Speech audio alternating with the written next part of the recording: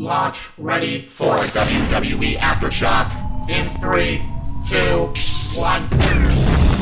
World Wrestling Entertainment Discussion is live. Cue host Owen Finch.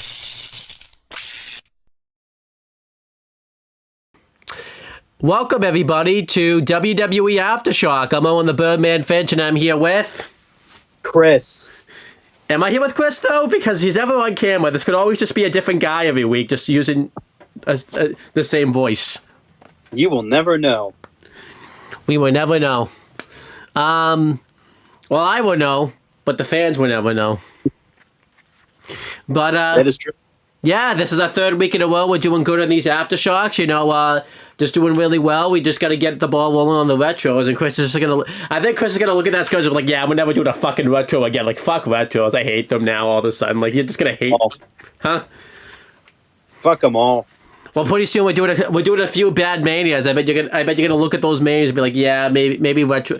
After we do those manias, you're gonna be like, yeah, I'm done with retros for the rest of my life. We're never doing them again. Like, I hate these manias. You're gonna think life sucks, and then I have to like remind you, no, it's just these manias. Like, no, Owen, it's life. Life sucks. And you're like, no, it's just these manias. And you're gonna be like, nope, life sucks. But yeah, it always does. We're gonna cover some of the weekly wrestling shows that have been going on. Chris isn't going to like this one very much. Main Event Review is back for 1 week because I actually watched it last week. So, yeah, Main Event Reviews are back. So, Chris is pissed off right now because he was thinking this was over, but no, it's not over. So, yeah, let's go over the main event from last week. It took place on March 20th, 2025. We had the commentary team of... Blake Howard and Vic Joseph, who were not there, because they were still on the European tour, and obviously they were over stateside, so they just did commentary over it and everything like that. Yeah, so this is going to be funny. So in my notes, it's supposed to say Dakota Kai versus Ivy Nile, but I fucked it up in my notes real bad, so it says, instead it says Dakota Kai SS Ivy Nike. Her name is Ivy. I wrote Ivy Nike instead of Ivy Nile. It's Ivy Nike. So.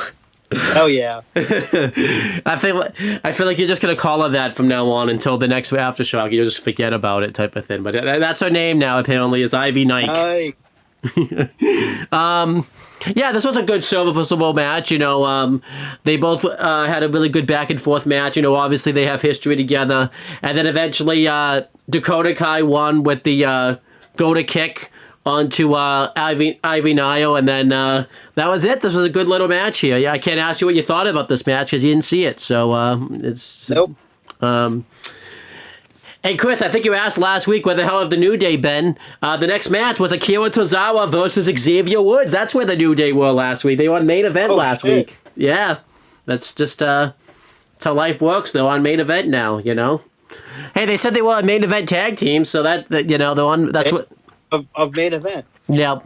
Yeah, this was a good, solid match. Eventually, Xavier Woods won with the. I was gonna say the up, down, down elbow, but I don't think it's called that anymore. I think he changed it, his finisher now. So, this was a really good match here, though. I thought, that both guys worked real well together.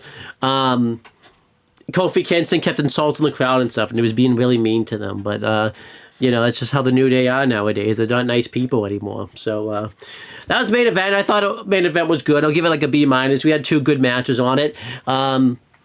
What'd you think of Main Event? I know you didn't see it, but is just anything you want to say about Main Event? Haha. The New Day got bumped to Main Event. They're the main event of Main Event, though. Yeah, so that's something. And then I'm going to cover 2 weeks of Evolve. I'm going to cover last week's episode, and then I'm going to cover this week's episode. And this is going to give Chris his chance to get things ready. So, we had Evolve episode 4. On commentary for both shows were Peter Rosenberg and Mr. Stone. I'm liking them together on commentary. I think they're doing a really good job. It showed the intro. They have an intro now. They didn't really have an intro before, but now they have an intro, which shows all the ID talent and all of the NIL talent and everything like that. And we get a special announcement, too. We find out that Stevie Turner is the new general manager of Evolve. She was really happy about this and says that she's going to use this opportunity to make people opportunities, but they have to work for these opportunities because she would not make these opportunities unless the wrestlers make it for themselves. So that's a thing. And we got a first match on the show. It was Wolfgang versus Sam Holloway. This was a good match here. During the match, Joe Coffey and what's his name? Harlem Lewis kind of got into it a little bit, but then eventually Wolfgang was able to hit the Swanton for the win. Yeah, this was good here. I like this. You know, this was good stuff. And then Alia Bennett and Layla Diggs were backstage, and they say that, you know, things didn't really work out well for them as a singles act, so they're going to try things out as a tag team. So so they said they're gonna go train together and everything like that. And then we had Kendall Gray versus Zoya Zaka. Zoya Zaka is one of the ID talent that they've signed last year, and Kendall Gray, Chris, as you know, is just one of the bland tag teams in NXT that you didn't really like that much. So I don't even think you remember who they are, or who she is, but she was a Thin. Yeah, I guess so. You know. Kendall Gray actually won, though. She made a tap out to the cross arm breaker, and then afterwards, Kylie Ray comes out and checks on her, and we see that there was a note taped to the ring post sent by Wendy Chu. And obviously Kylie Ray doesn't want to read that because she's scared of it and everything like that. So it's not good. Not good to be scared. And then Draco Knox is on commentary, and he's like really upset about the fact that like he hasn't really been able to showcase his skills on Evolve, and he says that if people don't let him showcase his skills soon, it's going to be a bad day for everybody at the office. So, Chris, if you work you don't let Draco Knox showcase his skill, you're going to have a bad day at the office apparently. So Draco, let him showcase what he can do. Then we had Calix and Hayes Jameson versus Alia Bennett and Layla Diggs. So I didn't know this. Apparently Calix is Jessica Carl. They've I don't know if you heard the news about this, but Jessica Carl is wrestling again. Yep. And she's under a new gimmick and everything like that. So that she's Calix apparently. Yep, that's her. Yeah, I didn't know this. It's also weird because she's still, working refereeing like on the main roster and everything like that. So, it'd be hilarious if someone like if Shawn Michaels didn't know that this was fucking Jessica Carl and called her up to NXT and like put the championship on her, and like when he just sees Jessica Carl there like at the same time, and he's like, "What the hell are you doing here?" Like, and he's like, "I'm Calix." He's like, "Nah, you're not Calix. You're not Calix." It's like the thing he did it'd be like the thing he did with Cutler James when he called him up when he's being showcased in LFG and Shawn forgot about it and everything like that. That'd be awesome if he did this with Calix. That'd be awesome. That'd be great. How do you feel about the fact, by the way, that Ava and Sean don't want to Evolve, so they fucking stuck it on Stevie Turner? How do you feel about that? It's a thing that happened. Is she just done wrestling? Because, she hasn't wrestled in, like, I think 2 years, and she's been doing, like, the backstage rules and everything like that, so I'm not sure what's going on. So, but we had this... Yeah, I don't doing. Yeah, but they had this match right here. Hayes Jameson is too worried about like what's going on in the VIP section. She's like drinking coffee that was there and everything like that. So this causes Calix to lose, and then Calix and Jameson start arguing with each other. This is probably going to turn into a match at some point. So I guess you don't want Hayes Jameson to be a tag team partner, Chris. So, Chris, I don't know if you heard about this. This was a big thing that happened. Last week, they announced that Super Sean Legacy was going to face a former, like, OG Evolve champion. And I wasn't even sure who this was going to be. I was thinking, like, is this going to be, like, Austin Theory, because he was a Evolve champion, before, WWE bought it and everything like that. Because they made it specific he was world champion. So, and it was Timothy Thatcher. He returned last week. I don't know if this was just a one-time appearance or if he actually signed a contract or whatever, but he was on last week, and I was really excited about this. And this this match is definitely worth checking out. It was very good. I think this might have been a one-off just because Sean Legacy ended up winning this match, and that's the reason I think this might be a one-off, because I think if he signed, they would have had Timothy Thatcher probably win. So I think this might be a one-off just because because Timothy Thatcher lost, but it was a huge thing. However, though, they kind of fucking gave it away. Like, they showed a video package for him, like before he made his entrance, because that's the one thing that's good about Evolve is everyone gets a video package, but they're too good at it because they gave Timothy Thatcher a video package. I'm like, what the fuck? I would have been awesome if I could have actually like seen him come out and everything like that, like as a surprise. But nah, gotta get those video packages out there and everything like that. Fuck so, yeah. But yeah, and then afterwards, Swipe Right, who you saw them pretty recently in NXT, Chris. I'll be talking about them. They get ready to beat up Sean Legacy, and then Jack Cartwheel and Cappuccino Jones run in and stand their ground against them. And there was somebody else in the crowd, I forget what his name was, but it was like he was like with Swipe Right, and they did like a tease as if like he's gonna help Swipe Right, but instead he went to the Faces team. So it was weird. It was like 4 fucking faces like standing off against the fucking heels, and the heels back down, and like you heard like Peter Rosenberg being like, yeah, what cowards backing down and everything like that. It's like, what the fuck? It's 4-on-2. Of course they're gonna fucking back down. What the fuck you talking about? Like, I don't understand what that was about, but yeah, I liked Evolve last week. I'm gonna give it like a really good solid B. I love Timothy Thatcher's return. I think it is just a one-off though, because he wasn't on this episode, type of thing. Did you hear about Timothy Thatcher return? Or did you not even know about it until I just okay? I did. Do you think it's a one-off, or do you think he's actually gonna sign something? I don't. I could see him signing something again, but I don't know. He could.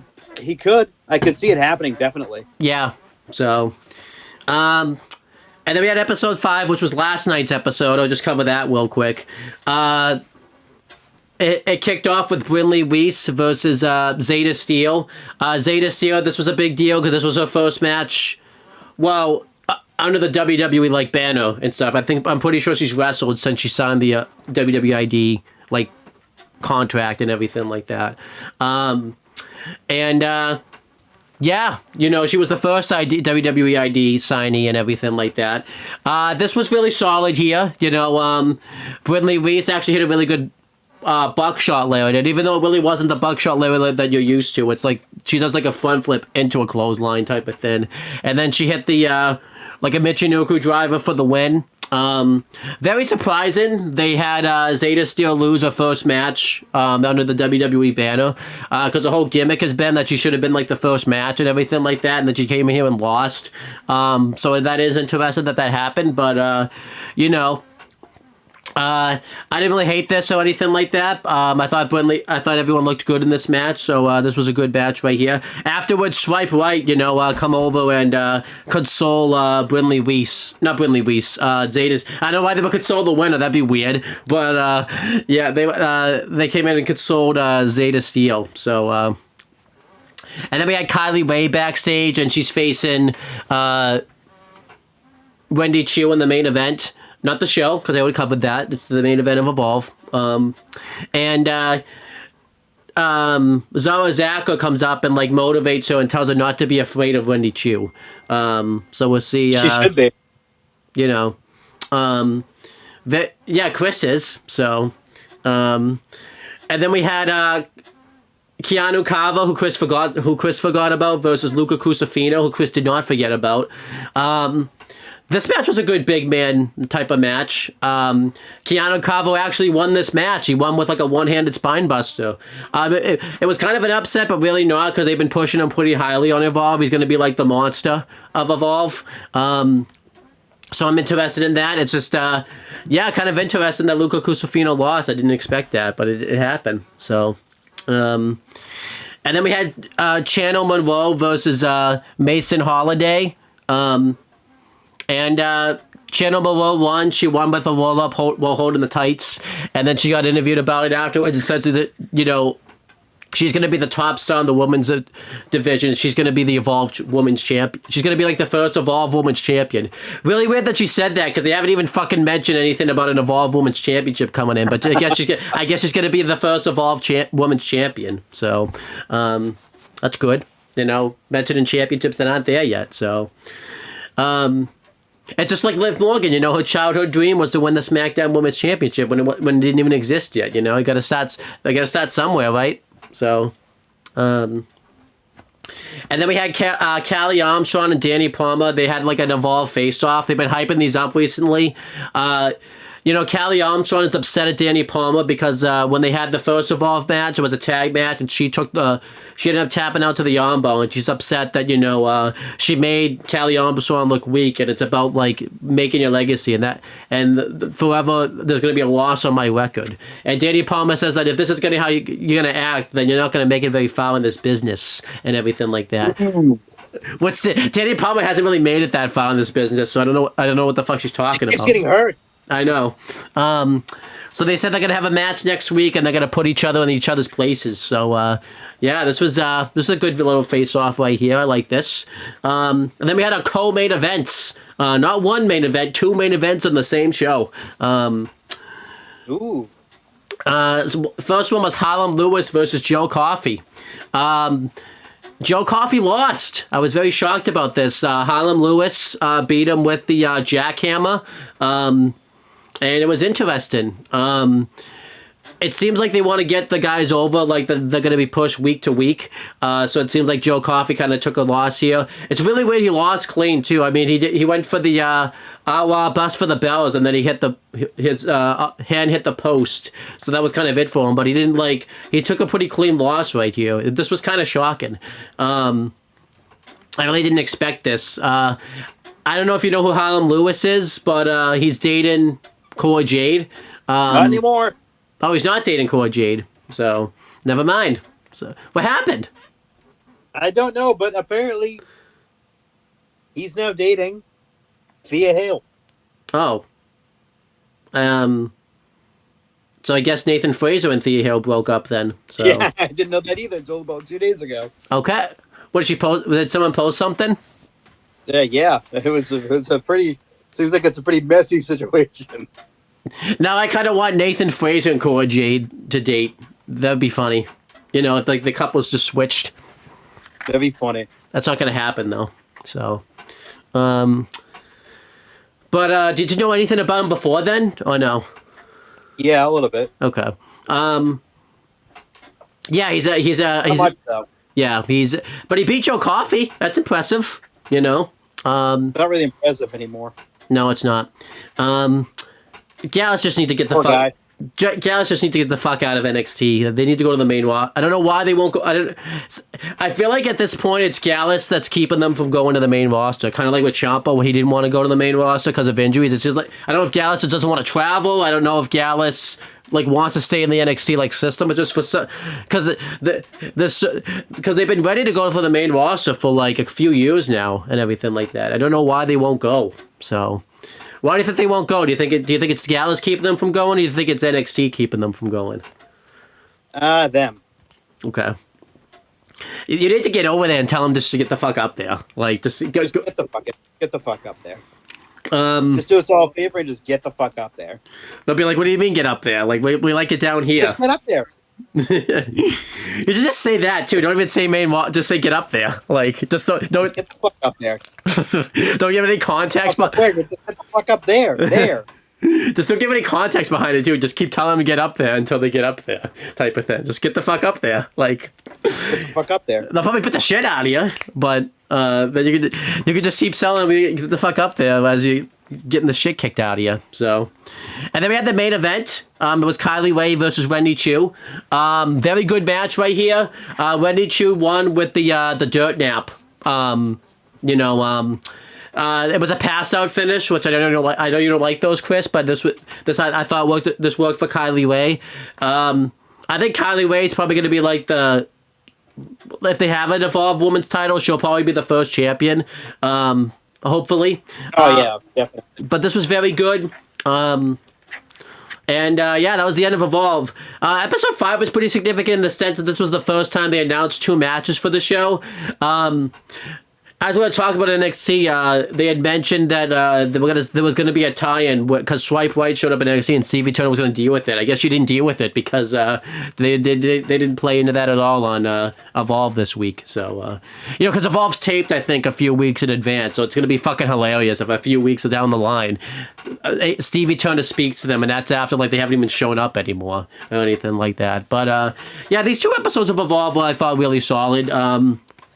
Like I told you before, Evolve kind of seems like it's in the early stage of black and gold era of NXT where they're trying to find their stars and everything like that. Because right now it's kind of just a lot of it is really the NIL program because you have some of the WWE talent program, but I'm pretty sure they don't have a lot of talent signed to it right now. So you're not really seeing a lot of them. We haven't seen Jack Cartwheel wrestle. I think since the first episode and stuff. And we haven't seen Capogino Jones wrestle since the first episode, but we'll see what happens.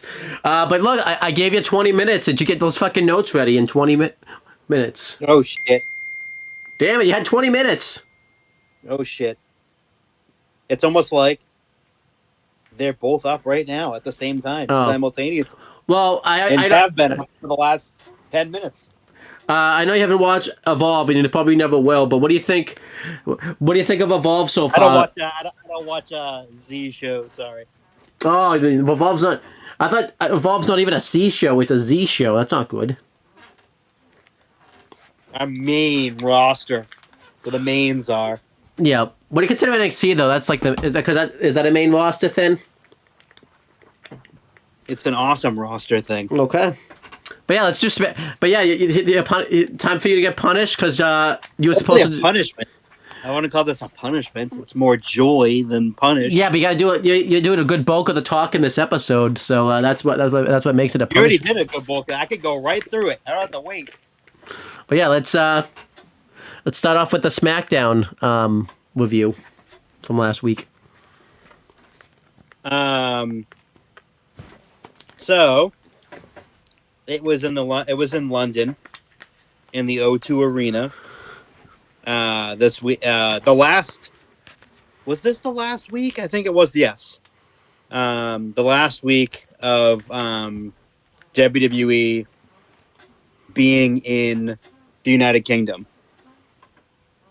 But yeah, this show started out great. I don't even know if that's yeah. They started out by showing people shots of London, and they go back and forth between the London and Allegiant Stadium. But yeah, I really like this opening segment. It was Cody. He came out, and of course, with everything that's involved with Cody Rhodes now, John Cena chance breakout. Yeah. It's always now, more than ever now, because the United Kingdom. It's let's go Cena. Cena sucks are more prevalent now than they have been in years. Yes, they are. Which is awesome because he should be. But yeah, this opening segment was really good. And Randy Orton comes out. Good to see him again. Every fucking time that he comes out, the crowd goes ballistic, and they start singing a song. As per usual, with the Viper, because he is awesome. They did a little legacy reunion to begin the show. They start chanting Cody's name. But yeah, the opening segment I thought was great. Very good. It's a great way to kick off the show with everyone involved, with Drew, Cody, and Randy. You haven't even said what happened yet. You're just saying it was great. It was great because I don't have to go over it because everything involved in it was great. Just go back and watch it. Okay. It's got 3 of the top guys in the company. Yes, you do. So far, so good. I loved it. Yeah, it was great. Just gotta go back and watch the segment. It was wonderful. I like the segment. It kind of tinted, that Randy Orton's coming after the title. It set up a match between Randy Orton and Drew McIntyre later in the show. And yeah, it was just really good stuff here. Yeah, I like this. It was wonderful. So then they go back and they go backstage, and then Pretty Deadly and the Street Profits are up for the WWE Tag Team Championships. And the Street Profits still have their shitty theme song, by the way. Yeah, they're not getting rid of that anytime soon. They made the switch a year ago, and they went, you know what? You know what the Street Profits need? Not their good theme song. Let's give them the alternate theme song that no one really liked. So we get to that match now, and it's the WWE Tag Team Champions, the Street Profits, against Pretty Deadly. I thought this match was really good. A really good way to start the show this week. Kind of give the fans a little bit of a really good tag team match for the tag titles to start the show. The Street Profits ended up winning with their I don't even know what the hell they call it, but their blockbuster doomsday finisher. Yeah. Really good match to start the show. Really loved it. Yeah, it's very good. I gave it 3 3/4 stars. Pretty Deadly were very over, because they're from London and everything like that. That's probably why they did it. Yeah, and then, both teams looked very good in this match. Pretty Deadly's looked really good in the past few occasions and matches and everything like that. A really good tag team and everything like that. So, and I love that they got on the face off with them. I think it's working for them very well. It is. It's worked out very well so far. Yeah, I mean, I don't know what it's going to be like when we get back stateside, because Pretty Deadly's kind of in the in-between stage. Yeah. I guess, it's going to be tough to determine what they're going to be come back stateside, because before it was, they got pretty heavily cheered against, I forget who they faced a few weeks ago, but they were treated as the faces. I wonder if they're gonna go full face. I don't know yet. Yeah, we'll have to wait and see. So then they cut back to Zelina Vega, and she's with a couple of her friends, and she's confronted by Chelsea Green and her secret Hervis, which is Alba Fire and Piper Niven. Which, by the way, that gimmick is really good. I like that gimmick. By the way, your favorite tag team returned last week. Oh boy, did they. Oh boy. Terrible, by the way. So, before we get to the match with Katana Chance and Kaden Carter versus Piper Niven and Alba Fire, they did a video package for the first time ever. They're calling it Immortal Moments. Yes. Where it's the submission match between Stone Cold Steve Austin and Bret Hart. That match itself, which is the first time they're ever doing this, and actually it's pretty fucking awesome. I think they should have been doing this the whole time, because it is a Hall of Fame, and matches should be in it too, not just people. Yeah. But that match absolutely deserves to go in, and to boot, both Austin and Bret Hart are going to be there, which makes it all the better. But yeah, that's the match where Austin ended up turning babyface and changing the course of WWE and wrestling history, really becoming the most over babyface and the most over anti-hero in wrestling history. Yeah, it's very good. Absolutely deserves to go in. This is cool they're doing this now. It seems like this is going to replace the Warrior Award because it seems like the Hall of Fame class now for this year is all set pretty much. It doesn't. Yeah, because they haven't announced it yet, so I wonder if this is replacing the Warrior Award. I'm kind of a fan of that. I like this better than the Warrior Award because I don't know who else you really could put in the Warrior Award really this year. I feel like this having matches go in is probably a better out anyways, just because you know. Because they kind of ran out of people too. Yeah, and I feel like you're always gonna have matches to go in. I think there should be a limit though, like like maybe 10 years, or 5 years type of thing. Like it should, like for example, I don't think they shouldn't put a match in from like the previous WrestleMania like in it the next year type of thing. Or if next year they want to do one from 30 years ago. Yes.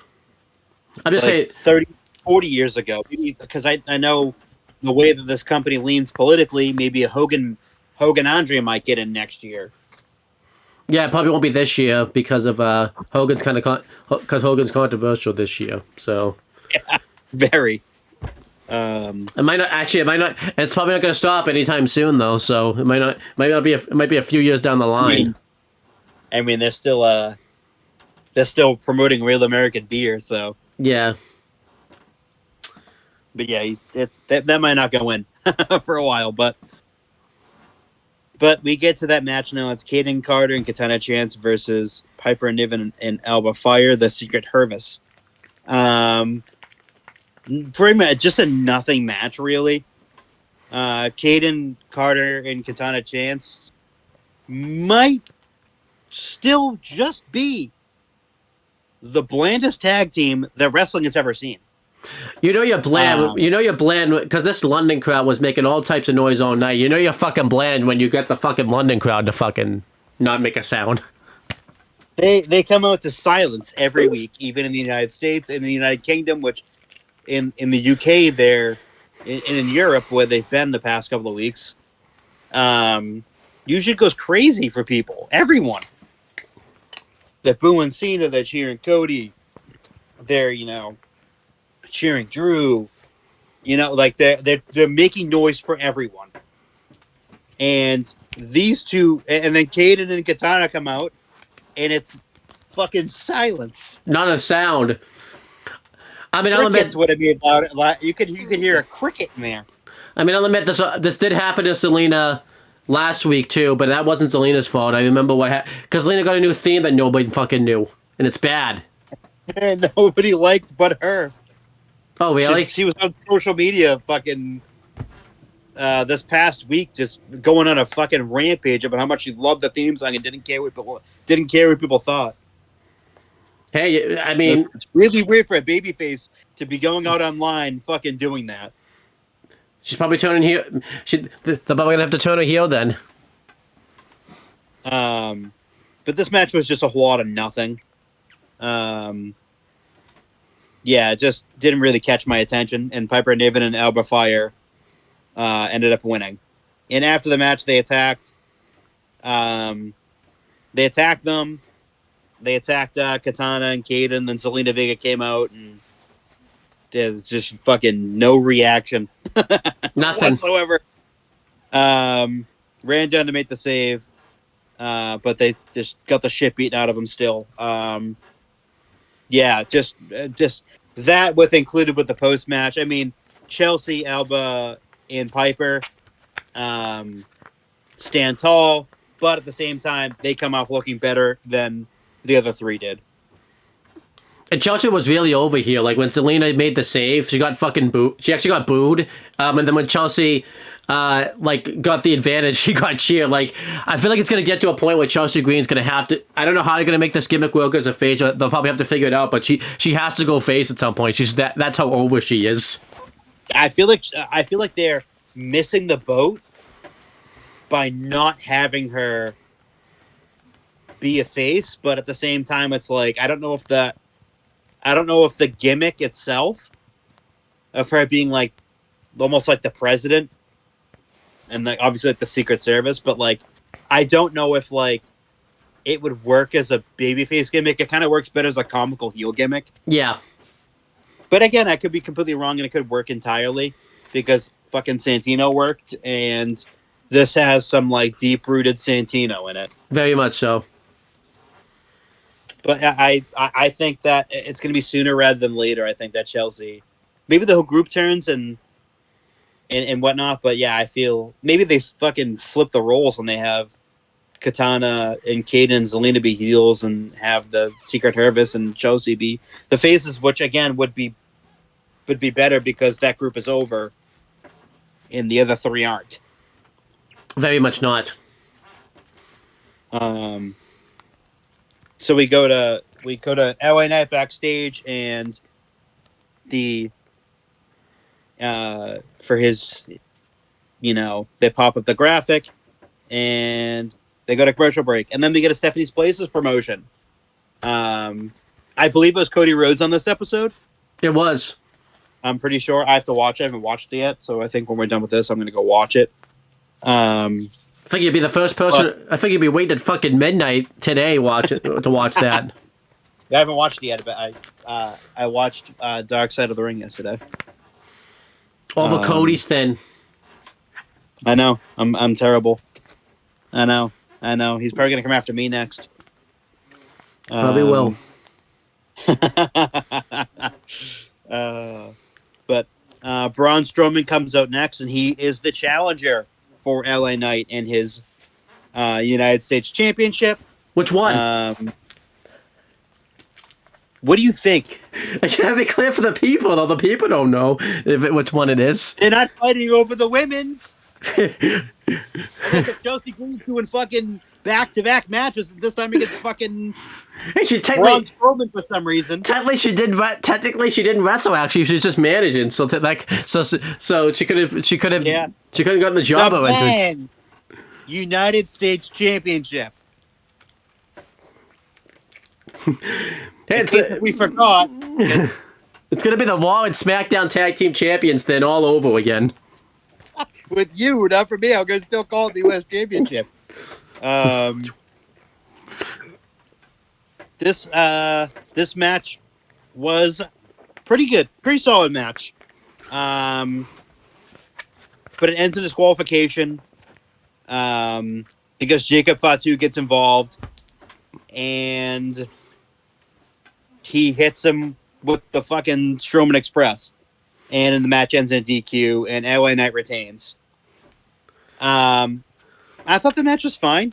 It continues the Jacob Fatu angle with Braun Strowman, where I think Braun's going to have to fucking get a win back eventually.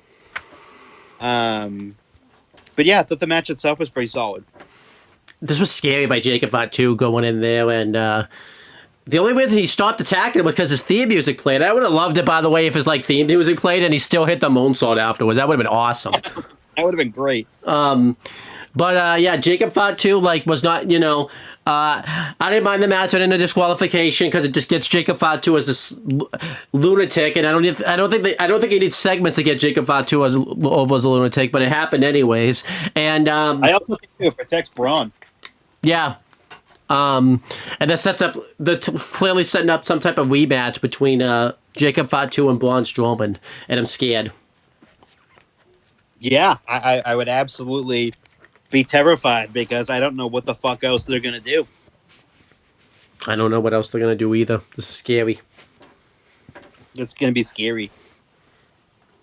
Last time there was blood, maybe there would be guts. Maybe they can have a match called Blood and Guts. They can't because they don't own that. Guts and blood. How about that? That'd be awesome if they did Guts and Blood and it's and AEW tried to sue them, and then WWE's like, no, it's Guts and Blood. Guts and Blood. Or Gut and Blood. See? There's no S. Yep. And there's one gut. And there's one blood. Yes, so. Does that mean only one person can bleed? Yeah, they got to decide who. I don't think. What if one of them gets busted open the hard way though, and then wasn't, and it's after somebody else is already bleeding? What happens then? Is the match over? Disqualification. I guess so.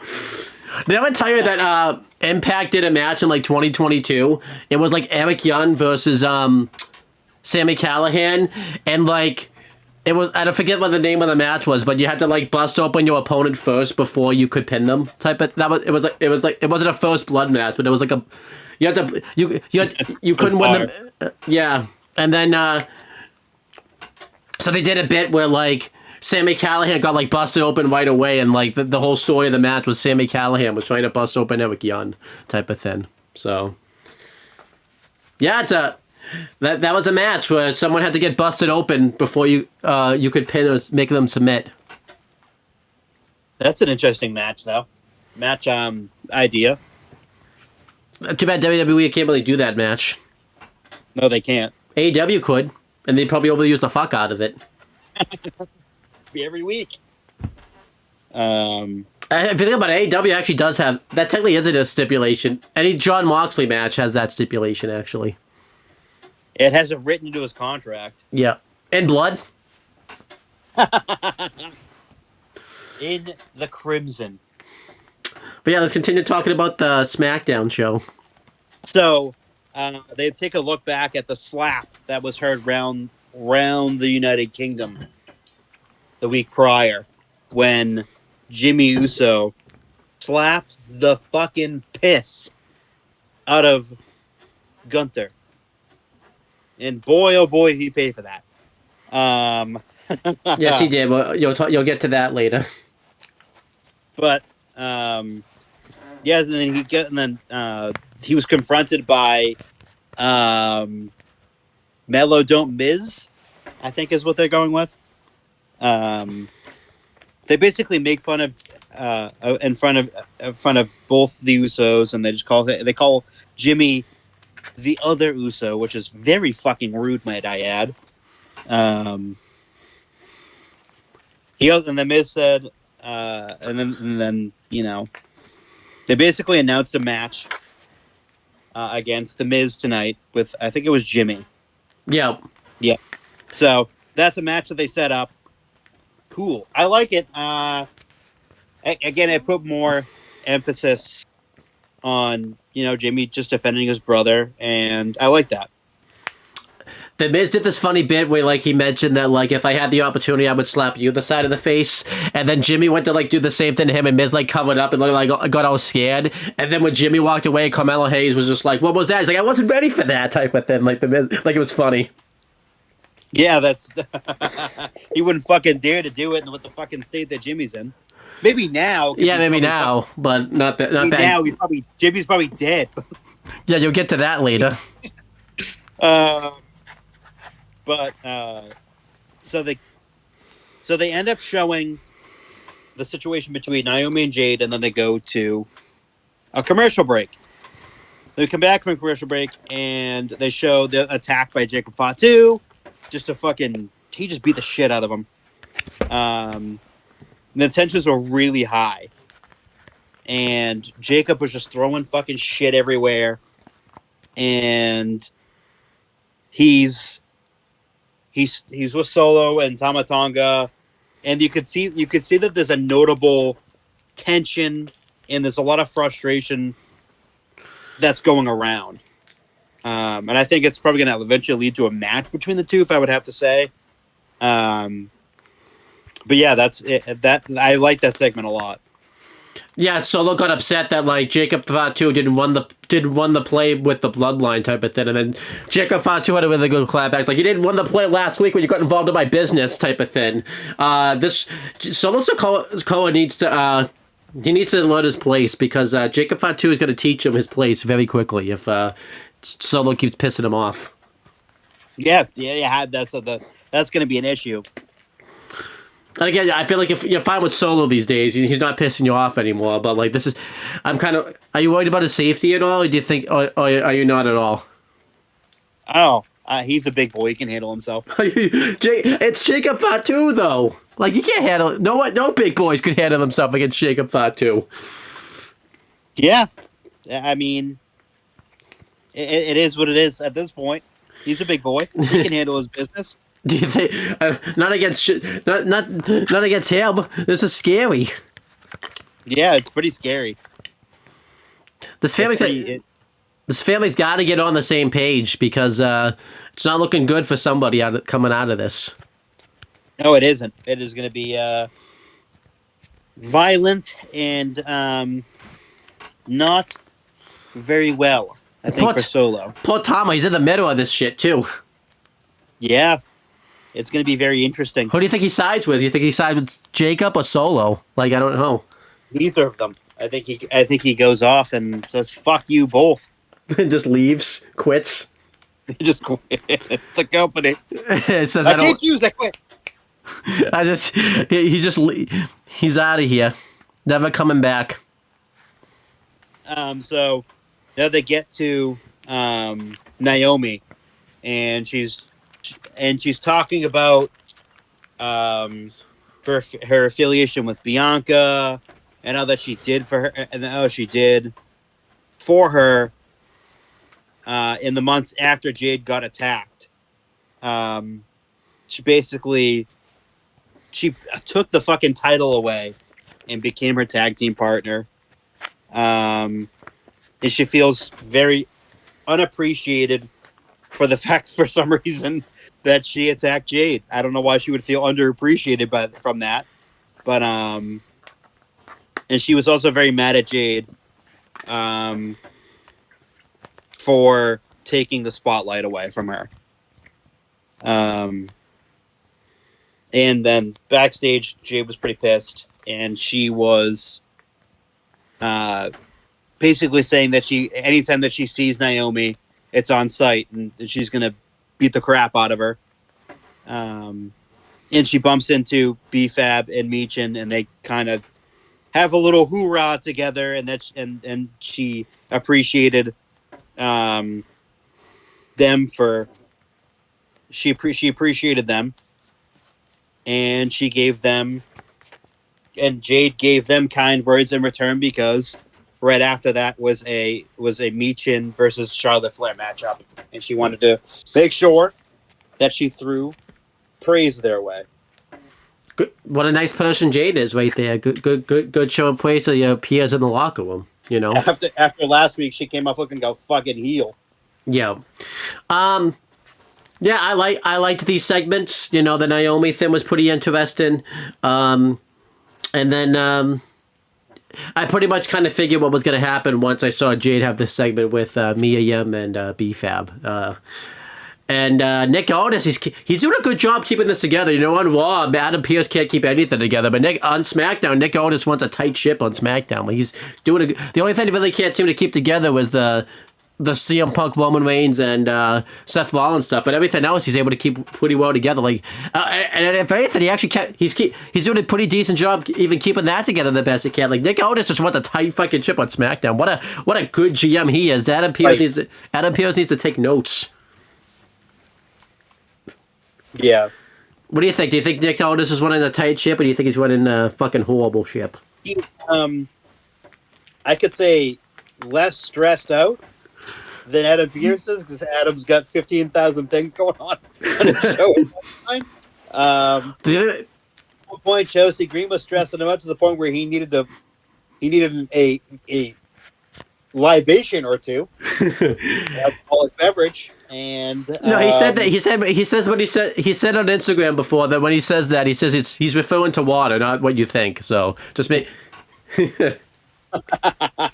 referring to. Oh yeah, all that clear liquid water, not vodka. No. But yeah, I feel like on SmackDown, like Nick Aldis has got this, because Adam Pearce is struggling. Yeah, Kevin Owens and Sami Zayn willing to fucking castrate each other for the name of for the right to fucking kill one another. So. Do you think they should do a job swap? Nick Aldis runs Raw and Adam Pearce runs SmackDown? Maybe it's Raw that's the problem. Maybe that's not SmackDown. Huh? He might quit if that's the case. Nick Aldis or Adam Pearce? Nick Aldis. Because if he had to deal with Io, Rhea, and Bianca, like what Adam Pearce does, he'd want to drink too. He probably want a few. He probably want more than Adam Pearce. You'd be carrying a flask around with him. They should do that with Adam Pearce one week. We just carried a flask around with him. That'd be great. If you were if you were a Raw superstar, would you make things harder for Adam Pearce, or would you actually try to make things easier for him? I try to make it a little bit easier for him because he's been going through it. He's been going through it the last month or so. Yep. So they cut to commercial break and they come back, and then a mysterious vignette plays. I forget. I think this is. Is this for Aleister Black? I think it is. Yeah, because the next one is like pretty clear who that is. So. Yes, it is. It's extremely clear. So Michin and B-Fab come out to the ring next, which I don't even know why they're even a tag team right now. It just seems like they were thrown together. Very much so. But Naomi fucking just blindsides them, and she lays out both Michin and starts beating the crap out of B-Fab until Jade Cargill comes up and makes the save. And then Naomi jumps over the barricade and runs out the cowardly way, because she was scared, as you can see. I don't think it was really scaredness. I think this was just a calculated attack. It wasn't really her running away. Terrified. It's a calculated attack. You don't understand how this works. It's not people being terrified. This is like horrified. Look at her face. She's terrified. This is a calculated attack. You don't. Jacked up woman is coming to attack her. She is terrified. You don't understand a cowardly attack. No, oh my gosh! I fucked that up now. I tried to say calculated attack, and then I had to say you don't understand a calculated attack when you see one, and then I fucking said you don't understand a cowardly attack when you see one. How do you do a cowardly attack? That doesn't even make sense. Like you're scared to to attack them cowardly, and then you run away cowardly. Courage the Cowardly Dog. Oh yeah, yeah. Oh yeah, that cartoon, yeah. But then Charlotte comes out, and she has they're about halfway up the ramp, and a little bit more than halfway up the ramp, and they look at each other as a kind of like a look into the future of a potential match between the two. And good God, if they fucking do this for a title, and they take the fucking title of Tiffany Stratton, people are going to lose their fucking minds. For sure. I don't mind. I'm giving it like maybe a fucking 85% chance that Charlotte wins at WrestleMania. Oh, I think it's happening, yeah. But I like the attack here with Naomi. The fact that, she's willing to... anyone associated with Jade Cargill is just going to get attacked also. So, Chris, I hope you're not friends with Jade Cargill, because Naomi's going to fucking attack you if not fucking nowhere. She'll be running across my lawn in a moment. You're not friends with Jade Cargill, are you?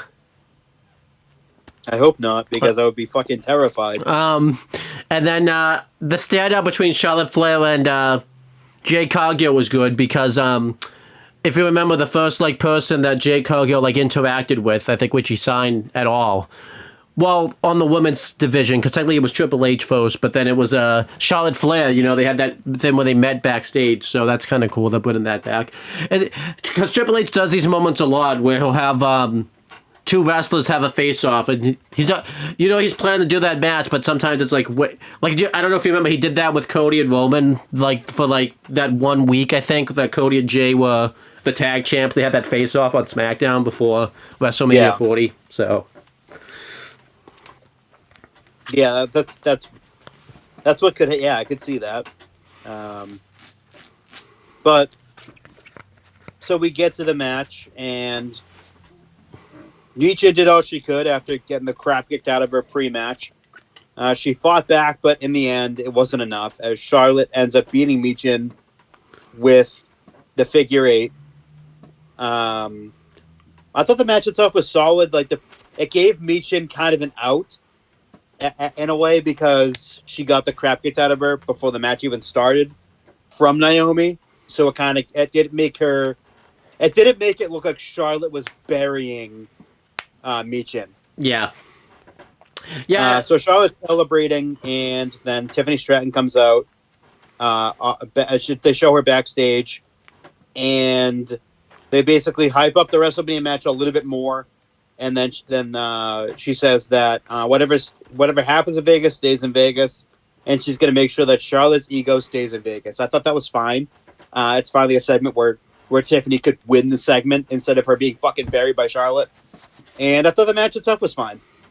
Yeah, I like this. The match itself was fine. I like it that they gave Meechin an out, for because she was beat up beforehand for losing.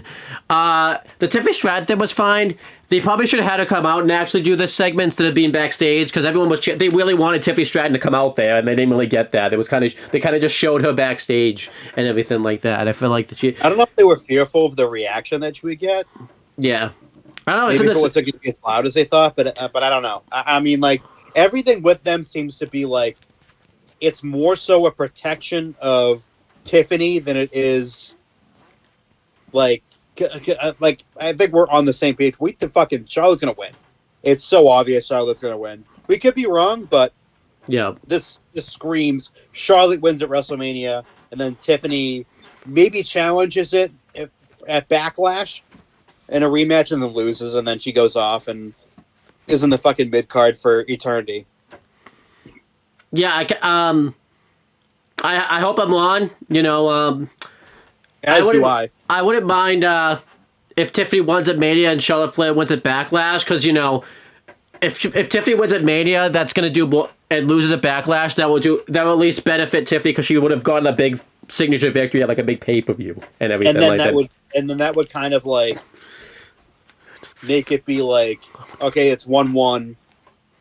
Now maybe SummerSlam is their third and final match.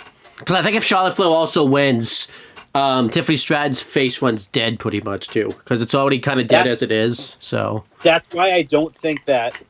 I think she needs like a big signature win at WrestleMania, where she's young enough to where she can rebound from it, but I think that she really, really needs this at WrestleMania because of the fact that Charlotte is more so known for burying talent than she is for putting them over.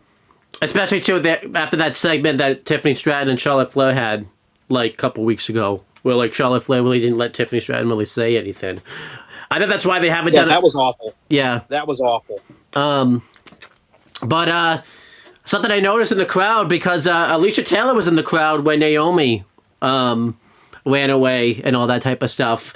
Because Mark Nash, a professional boxer and announcer, he started. He's going to be the ring announcer for SmackDown now and everything like that.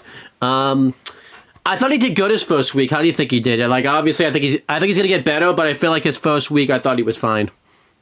Yeah, he's fine. I mean, like, the more you do it, I think the repetition, the better he'll be. I feel like this week, I know he said he watched and stuff, but I feel like this week he probably, because they had a lot of title matches on this week. They just had like they never actually showed him like ring announcing. Usually they do the thing when it's a title match. They'll have the wrestlers make their entrance, and then they'll be in the ring and then have the introductions. You could I think this week he probably had to like read a script to probably know the weights and everything like that, because obviously he doesn't probably know. I mean, he's new on the job. He only got hired like 4 days before SmackDown. Yeah, maybe 3. So I think he was hired on Monday. Yeah, I was shocked he started. By Friday, he was in the UK. I was shocked he was started this week, because I figured they would have waited until they went back to the States so he didn't have to travel, but that was not the case. But I'm wondering if that's why Alicia Taylor was there to kind of coach him a little bit and everything like that, because he was in the crowd on SmackDown and stuff. So yeah, maybe to give him a little bit of assistance. I think I think the more he does this every week, it would become like more. I mean, more natural, I guess. Yeah. But I mean, it's a fit because he was a boxing or a UFC announcer, so it's like that kind of those introductions kind of go hand in hand. Is he gonna? I mean, you probably don't know, but is he doing both? Like, or is he just doing WWE? I think it's just WWE, but I could be wrong. I don't know quite yet, but I know I know on the WWE side it's SmackDown, so I don't know if he's still doing UFC or not. He could, and I wouldn't doubt but yeah, I think that he's doing just SmackDown at the moment. Yeah. That's okay for him, he's allowed to just do SmackDown. Yeah. So I mean, he's been fine so far. I don't have an issue with him on the show. Yeah, I didn't have an issue with him either. He was good. I mean, again, it's his first fucking episode. I'm not gonna fucking. And it's not like he's coming from it's not like he's a singer or an actor or something. Like, he is a ring announcer. Yeah. This is his profession. So it's like, it's probably not too much of a learning curve for him. It's probably like an easy transition for him. It's just remembering the weights, remembering the height, the championships and stuff like that. But like, a lot of it is the same that he was doing in the UFC. Yes, it is. So it's not like he's unfamiliar with what he had to do, which a lot of them, they weren't familiar with this, and they weren't, a ring announcer or an announcer of any kind, so it was kind of tough for them. It took them a little bit longer to really get their tone and their inflection. But with him, it's like he's coming from a world where it's pretty much the same in that way. Yes, it is. But yeah, I didn't have any problems. I think he's only going to get better, and I think they found the long-term solution on SmackDown. Yeah, because now they have the full-on replacements now and everything like that. I feel like this is going to be like I feel like now they'll finally had a system where probably up until the summertime they have they have all the commentators they want on all the shows, and they have all the event announcers that they want on all the shows. I say that, and then they're gonna, while SmackDown have a fucking season premiere, and they're gonna fucking change the commentary team. Like, again, I hope they don't change the commentary team for a while, because the commentary team, the way it is now, is fine the way it is now. It is. Right now is perfect the way it is. You get the 3-man booth on NXT. You get SmackDown and Raw being 2-man booths. Yeah, I mean, it's definitely, and I think PLEs are 3-man booths. Yep. But I do like it. I do like the setup that they have. A lot of people, don't like Pat McAfee, and he's in the news a lot recently, especially with what happened with him recently. But it is what it is. I don't think anything's going to come of it, but we'll see. Yeah, we'll see. So I wasn't sure if that was real or not, because that came out on it is April Fool's Day. So I would. Yeah, I'll just run over real quick. Yeah, he was a part of a pretty big, not scandal, but he was a part of a kind of like a hoax that was perpetrated by Barstool Sports, where apparently some Kentucky or University of Kentucky student, I think, her dad had slept with her boyfriend. Completely made up, completely fabricated, but Pat went on a show and propagated it like it was real. And it got him in a lot of trouble, and that student is thinking about suing Barstool and Pat McAfee. So, do I think it will affect his standing in WWE? I don't know. But if he's gone for an extended period of time, it's because of that. I see. Has he done his radio show like this week, this week at all? Like, has that been the same? Or I think the show's on right now, actually. Yeah, so I'll take a quick peek, but if we don't see him for an extended period of time, you know why? Because of that. Yeah. So that's not cool. But Pat McAfee show is airing on ESPN right now. But so back to SmackDown, and they basically run down the show, and that Jimmy Uso and The Miz are having a match, and Randy's out, and Randy versus Drew is happening right now because Randy comes out first to a, again, thunderous ovation. Like there's anything that would be any different than the beginning of the show. I sometimes Against Drew McIntyre. I sometimes wonder if they ever had plans to turn Randy heel, but because of the ovations that he's been getting, they're like, yeah, no, we're gonna keep him face. I think that there might have been plans around maybe Clash of the Castle. Yeah. When they were kind of teasing that Randy was going to go after the title. And people, and myself, I thought that they were going to turn him. But he's still so over as a babyface. And right now, I think, at 45 years old, I think this might be his best run as a babyface. Probably, yeah. And he's had some really, really good runs as a babyface in the last 10 years or so. 10 to 15 years. But I think that this run is up at the top, and I think the Arcade Pro run is second. Yeah. But yeah, he's so over right now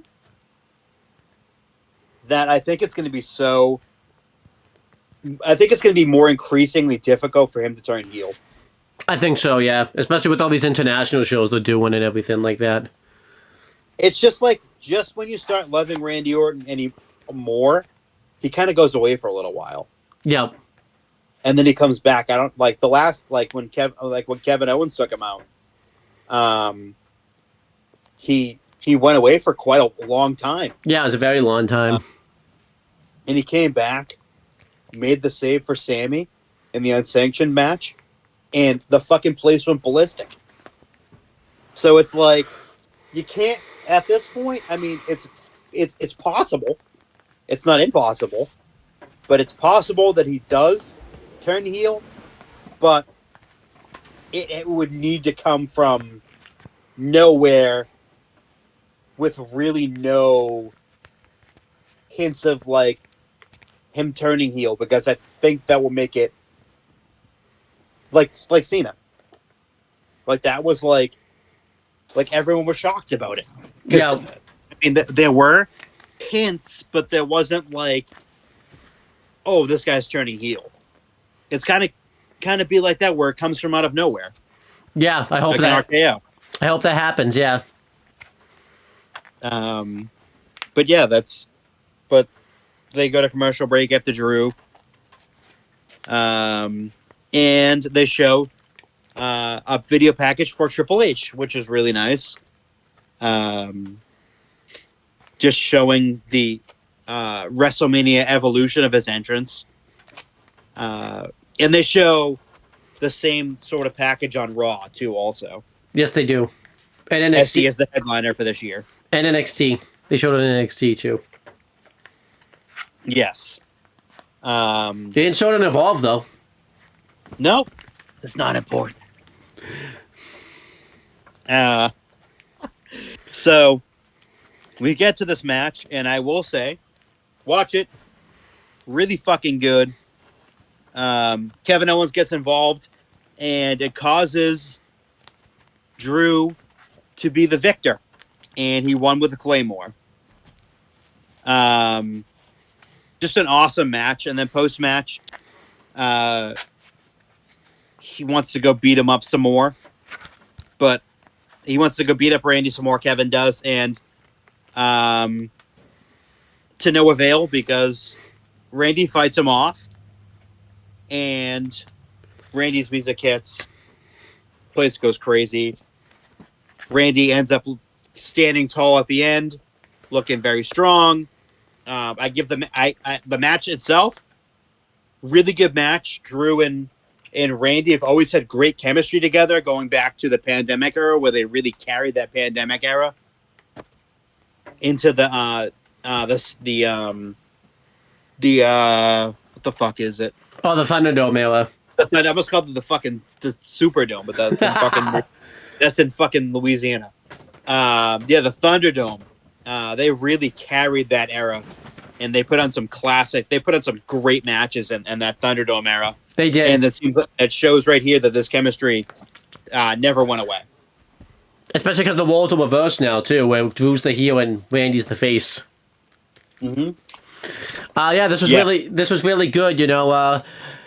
I feel like this week probably should have been the week KO laid him out, you know, obviously, because he was just late. Randy himself was just laid out and everything like that. So hopefully, like next week or something, KO finally lays him out. Doesn't have to be anything big, but, you know, I feel like KO needs to kind of start to look strong in this feud a little bit and everything like that. Yeah, because he's been kind of on the run a little bit between getting an RKO and almost getting punt kicked to being pulled out to, you know, they're kind of brawling back and forth, but Kevin always seems to come up short in the brawl. Because I feel like KO's probably not winning at Mania, so I feel like the next 2 weeks he needs to look real strong. He does, and I think at some point he's gonna maybe not hit a package pile driver, but he might hit like the power bomb on the apron or something. Yeah, because he kind of needs to get that momentum going back in his way. Yes, you do. Oh no! Yes, he does. Not you. I just said yes. You do. I do. I guess you have no momentum right now, Chris. Well, my momentum, yeah. I'm hitting my stride, but I gotta get the momentum. You got nothing. Oh my god!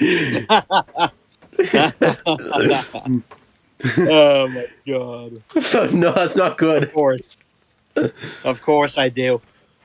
But so they show the Miz and Jimmy Uso backstage getting in for the matches, and the vignette of vignettes. He is coming. Veer Mahan? Veer Mahan? Is Veer Mahan? He's a luchador. Oh, so it's not Veer Mahan.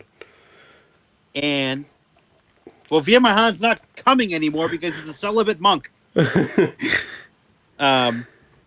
But, so we get this from this vignette, and they've been showing it the past couple of weeks. And we're finally seeing it next week. Rey Fenix, finally a WWE superstar. He's coming in next week. Awesome. And he's Rey Fenix, too, which I didn't think that they would go with that. I thought they would, because he trademarked something that was slightly different. Yeah, and usually WWE doesn't, have the wrestlers come in that have the same names, like, with Rey Mysterio and, because, Rey Mysterio, sometimes people, in the Vince era, he wouldn't have been Rey Fenix. He would have just been Phoenix, I think, because of the whole Rey Mysterio thing. Like, and I think that's why Dijak, I think, dropped the Dominic Dijakovic thing, because Dominic Mysterio debuted, like, and stuff like that. So, But I thought he had trademarked, it was like Rey, it was like a different name. I forget what it was that he trademarked. And the same thing with Penta too. Like they're using names that is very similar. Right. Like Penta, El Zero Miedo or El Zero M. It's just Penta. So he cut out the rest of it. I thought he might have used like Pentagon or Pentagon Jr., but that's a Mexico gimmick. So AAA owns the rights to the name. So that's why whenever he was wrestling in like CMLL or wrestling in AEW, he wasn't Pentagon Jr. That's because the rights are owned by AAA. So every time he's in AAA, he's Pentagon Jr., but anywhere else he can't use it. And I think the Phoenix name might also too be owned by AAA. I guess not. That I thought that they owned both names, and that's why he went by Rey Fenix instead of Phoenix, because he was Phoenix in AAA too. But the fact that he's using the name is has me thinking they got clearance. But yeah, it's great. I can't wait. I'm very excited. I kind of like, the more I thought about it, Penta's in a really big feud right now for the Intercontinental Championship. And having his brother come into the company, like right now, he doesn't. It's not really he doesn't really fit into the tag team mold just yet. Yeah, not yet. So I think they're probably waiting for like maybe the draft or the summertime, maybe to put these guys back together again. I could see it happening. It like having a big like SummerSlam match or something like a Lucha Bros like tag team SummerSlam feud, maybe against the Judgment Day or something. I would like that. And yeah, I think where he's debuting is very fitting too, because obviously Penta got a great reaction anyways, but I think he's debuted in Chicago, and obviously the Lucha Bros have been pretty big in Chicago because they've had a lot of the big moments in America and stuff in Chicago with everything AEW related. Again, I say that though, but WWE's made AEW references and no one's fucking gotten them, so that might not even matter anyways. So Yeah.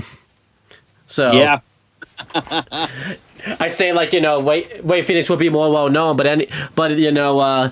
who knows if that's I still think I think he'll get a great reaction anyways, but like I was thinking Chicago because he's done a lot of his big stuff in Chicago, but it's mainly been AEW stuff, and again, like I said, we've had some AEW references and no one's really got them, so it's tough to really tell if that logic even applies. Yeah, But I know for a fact that next week that place is going to go crazy. Yeah, I think.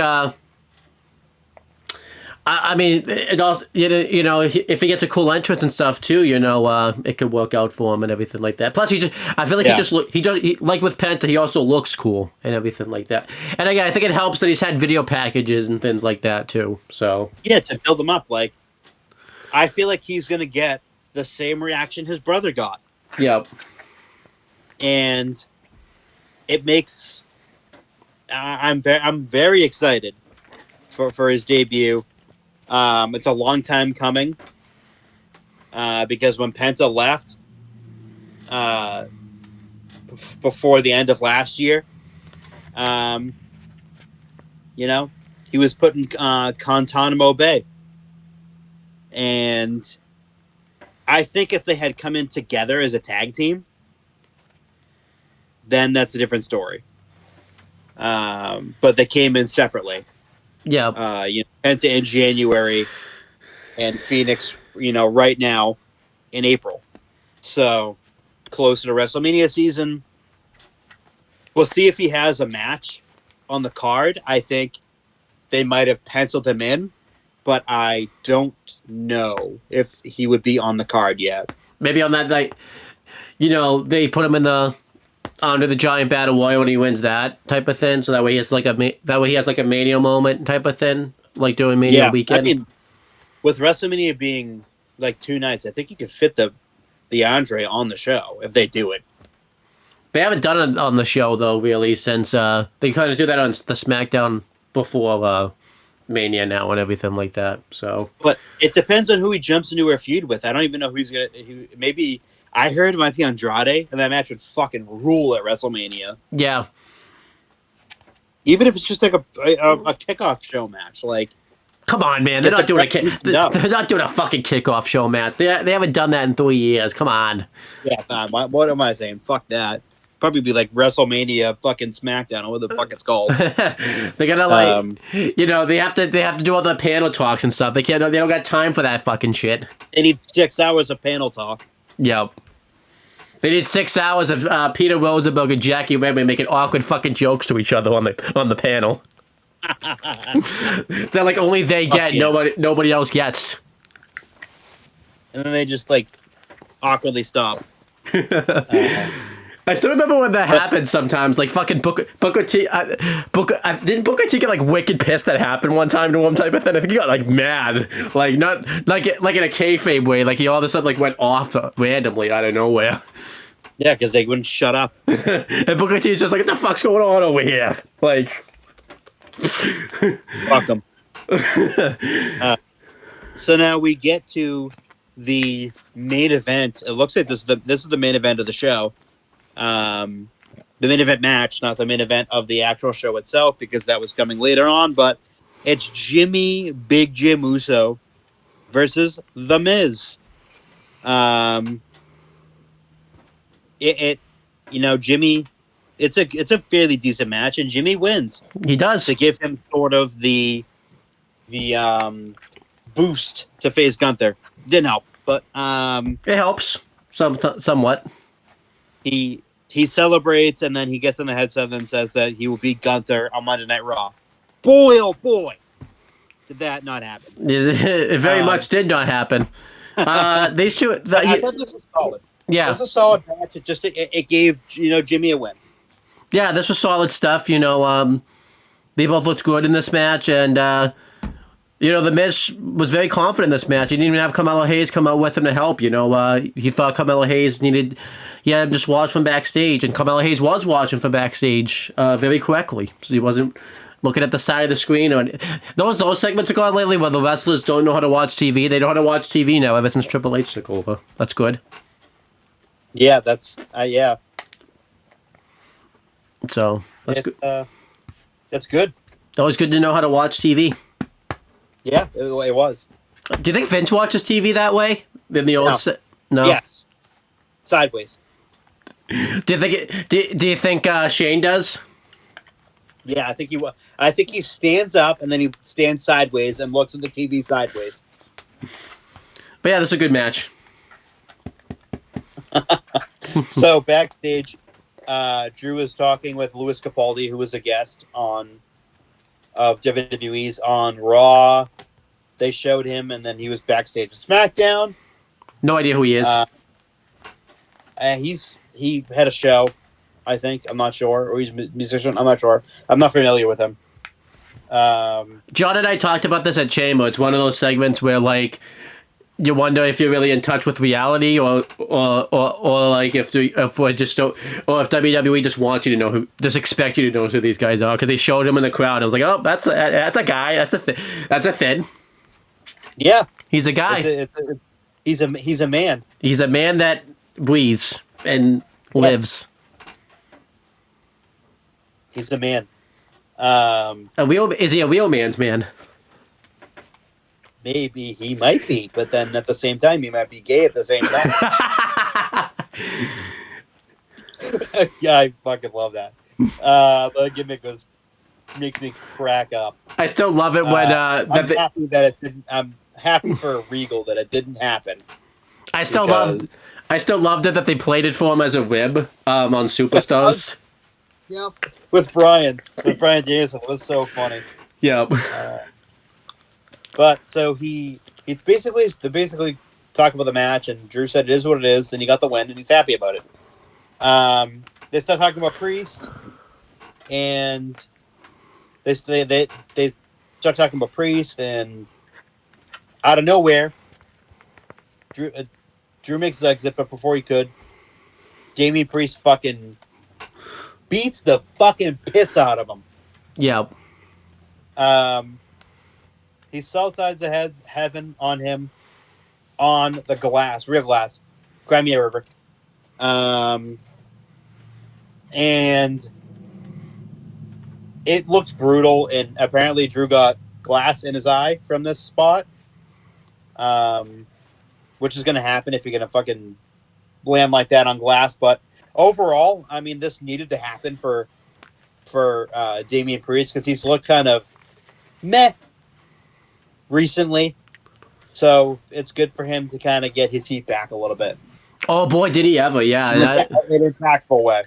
I like this a lot. I just love that Damian Priest. It seemed like he was standing there all night, just waiting for Drew to come to go out there. What if Drew didn't? Imagine Drew didn't take that exit to go out there, type of thing. Like, what the hell would Damian Priest would have just been fucking standing there all night, and then Drew, what if Drew just left behind him or something like that, or whatever? Like, he went out a different door or whatever. It's like, oh fuck! Like, that'd be awesome. Yeah. But also, too, there was a few little hints to the Undertaker too, because Drew was calling him Timu Undertaker, and he hit him with the rest, and then Damian hit him with the rest in peace, which I thought was a nice touch, because everyone thinks that he's the bisexual Undertaker. Yeah, this was really good. I like this a lot. Really adds a lot to this feud and everything like that. And I think you would get into it. The best part about this was CM Punk walked by this after this. So he walked by and smiled at Drew in misery and in pain, which is kind of funny. Which is real glass, Crimea River. I like this, yeah. I was okay. we'll probably get called hypocrites, but I was okay with them using real glass because this is a blood feud. It is. It's actually necessary. Yeah.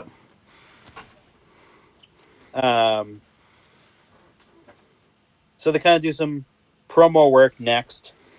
Yeah, nothing too crazy. And then the real main event of the show is the WrestleMania contract signing. Yep. And I will say, I'm not going to go over this completely in full detail. All I'm going to say is go back and watch this fucking segment because it was amazing. It absolutely was. In the contract, in the request from CM Punk to Paul Heyman was that he be in the main event, and he gets his wish because CM Punk, for the first time ever, probably never thought it would happen, is main eventing WrestleMania Night 1. Wow. Who would have said that in 2022? Yeah, I wouldn't. Well, actually, that's a big clip that got played in 2022. CM Punk used this as a jab at MJF and said, "Go main event the Fed." He said, "Go main event the buy one get one free WrestleMania or buy one get one free extravaganza or something." He said. And funny thing is, funny what's happened since 2022, since that Punk. But at the same time, this is the buy one though. Yep. So he is on the first night. He isn't on the get. He isn't on the get one free portion. It's on the buy one. But I'm so happy for him. Like, unbelievably happy for him. Like, it's still weird to even like. He's main eventing WrestleMania, CM Punk, and he's a fucking contracted WWE superstar. Yeah, just madness. It's one of those things that's never gonna feel real. Every time I hear the music, I'm like, "Oh shit!" Like it's actually real. Like he's actually there. Yep. Yeah, this was wonderful. The fact that he's main event in WrestleMania. This segment, because of that, got like very mixed reviews because obviously everyone got pissed that Jay or Charlotte are main event and since they're the Rumble winners, so like everyone's pissed that the Rumble means nothing now.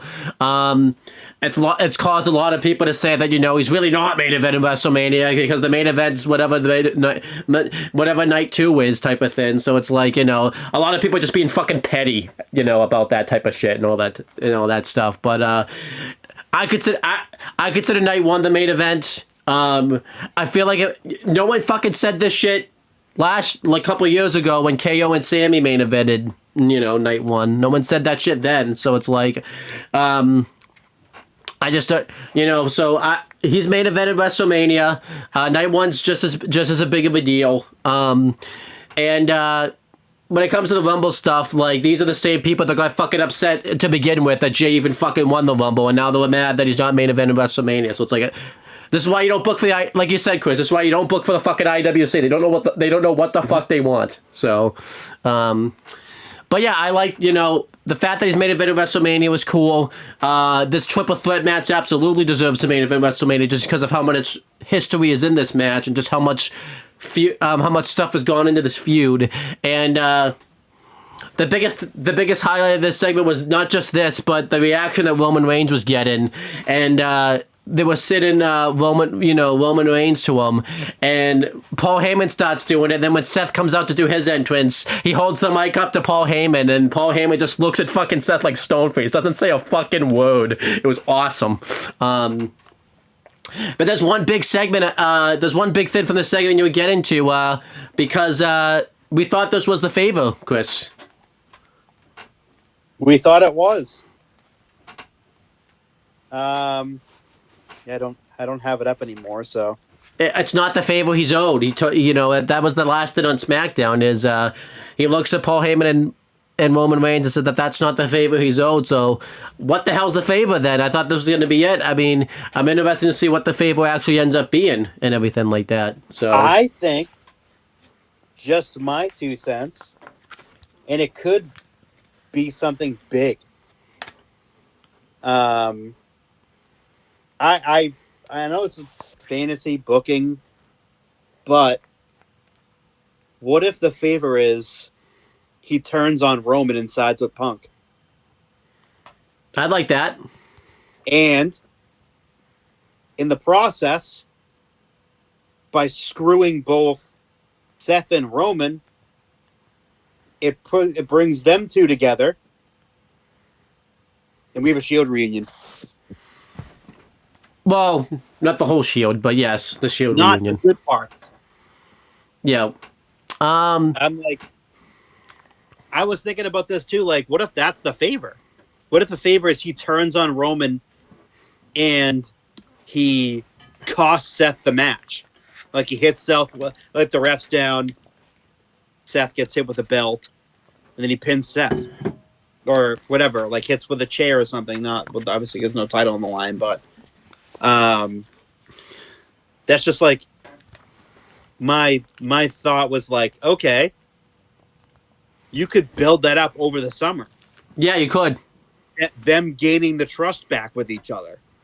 Well, yeah, over the summer, yeah. I was going to say, I don't know about over the summer. Like, I mean, I'm talking like, this is like, CM Punk is like the heel. And Yeah. that goes into like a SummerSlam, maybe one-off Shield reunion between them. But like, they do the whole Shield thing for like leading into the match, and then afterwards they kind of like go their separate ways and whatnot. But like, and it branches off into solo matches with Punk. But that's just like my thought. Like, when I saw that over again, I was like, man, we could be getting like a Shield reunion like this summer. I would like that, yeah. Probably won't happen, but like, you never know. Yeah, I mean, you never know. I don't know if Punk's going heel or not. He's still over, and there's still wasn't Cena, but they did it. Yeah, there's still a lot of life you could do with Punk. There's still a lot you could do with Punk as a face too, type of thing. But I wouldn't complain if it's we get a heel Punk out of it, type of thing. But yeah, we'll see what happens. But I really like this SmackDown. I thought it was great. I'm giving it a B. I'm giving it a B plus. Yeah, I give it a B plus too. It was a really good show, and that ending was great. It was fantastic.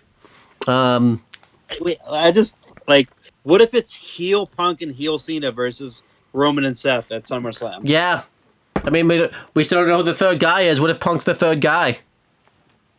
Yeah, holy fuck, that'd be insane. Yeah, honestly, like that would be like the swerve of swerves. because then you can get Roman. That's how I think I just booked myself into like thinking that's gonna happen, and I don't want to do that because I've got really excited. Yeah, because it's probably not gonna. Like that's like that would be the craziest fucking way to close out WrestleMania Night 2. Yeah, if Punk's the third guy, yeah. That would be wild.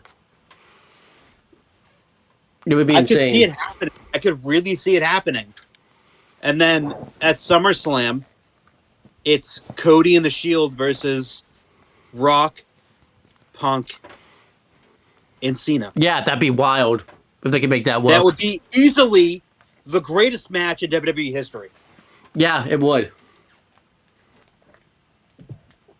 It's not gonna happen. I don't want to get my hopes up, but holy fuck, it actually could happen. Yeah, so let's see what happens. But yeah, let's get to Monday Night Raw from this past week.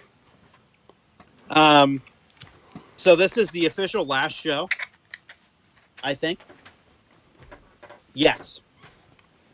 Or do they have, or is tomorrow night SmackDown in... It's in Chicago. UK? It's in Chicago tomorrow night. Okay, so this is the last show for WWE in Europe as a whole. They've been on their 2-week excursion, or 3-week excursion, I think it was. Yeah, it's like roughly because Cena's been at 3 Raws, so it would be 3 weeks. Yeah. So from Brussels to London, England. Yeah. This is the last Raw in Europe and the last Raw that is going to air in the afternoon because it's back to being regular Raw again next week. It is.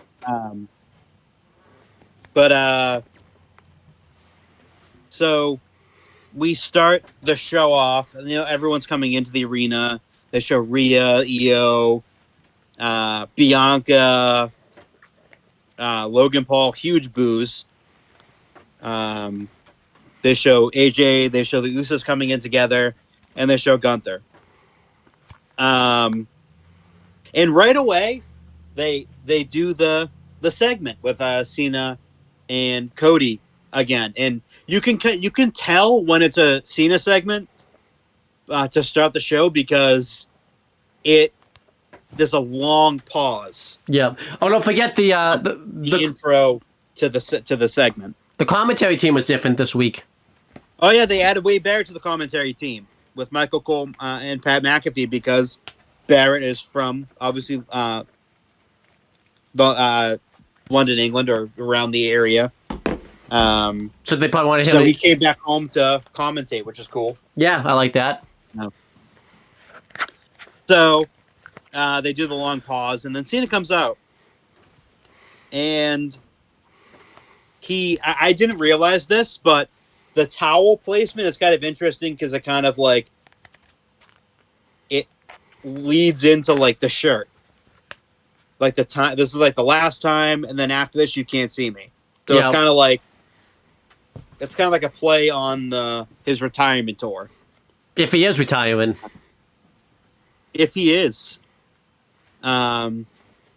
This week was more of a mixed reaction for John. There was a lot of "Let's go Cena, Cena Chuck" chants. More so than the previous 2 weeks, even in Brussels, where he was just soundly booed. I feel like this is more of like the reaction that he might be getting in the United States. Probably. Yeah, it was an interesting reaction. I thought he would get more boos, but he got more cheers. I think I think there was a lot more "Let's go Cena" chants than Cena Sock chants. But he gets into the ring, and before he can say a word, here comes the real hero of the hour. Cody Rhodes comes up before fucking John. I thought this was going to happen kind of this way, where they had done it like Cena comes out and cuts, the heel promo back-to-back weeks. I'm kind of happy they didn't do it that time, just because I feel like he can only say so much. Yes. Before it becomes repetitive, and it was starting to get towards that way. Yeah, I thought this week fixed that issue very much so. Big time. Big time. I'm not going to... go back. Just watch the segment for yourself. I'll just go over a little bit of it. Cena basically says that he makes billions and that Cody just takes it from billionaires, which was a direct fucking shot at Tony Khan. Yep. Which I thought was hysterical. They cut way deeper this week than they had in the previous 2 weeks. Very much so, they did. Cena's about to leave at near the end, and he basically said that at least the crowd never told me that I sucked. And then he went right back in. They tried to hit him. They missed it because Cena got pissed because he got insulted, and the segment ended with Cena eating a crossroads, which was very interesting. Yeah, I didn't expect him to eat a crossroads or get laid out at all before Mania, so this was interesting. But like Cody kind of labeled out a few things like his lisp, but that he could have made fun of. And stuff, and him being Stardust, and all this stuff. And at one point, Cena goes, "I am talent. I don't bury people. I am talent." I was like, okay, that's cool. You did bury people. Nice try, though. But yeah, I felt like there was some deep, deep wounds that were being cut. and I think Cody called him a bitch or something, or a dick. They called him a dick because he made fun of his dick, and that was really funny, and that was not censored. So, that was really funny, and it was just the best way you could start a show, honestly, because it was kind of like the tried and true formula. He came out the first week. He looked like he did at the Elimination Chamber. He looked soulless. Ran down the crowd. The following week, did the same thing again. And I was like, are they going to really do this for a fucking third straight week without any difference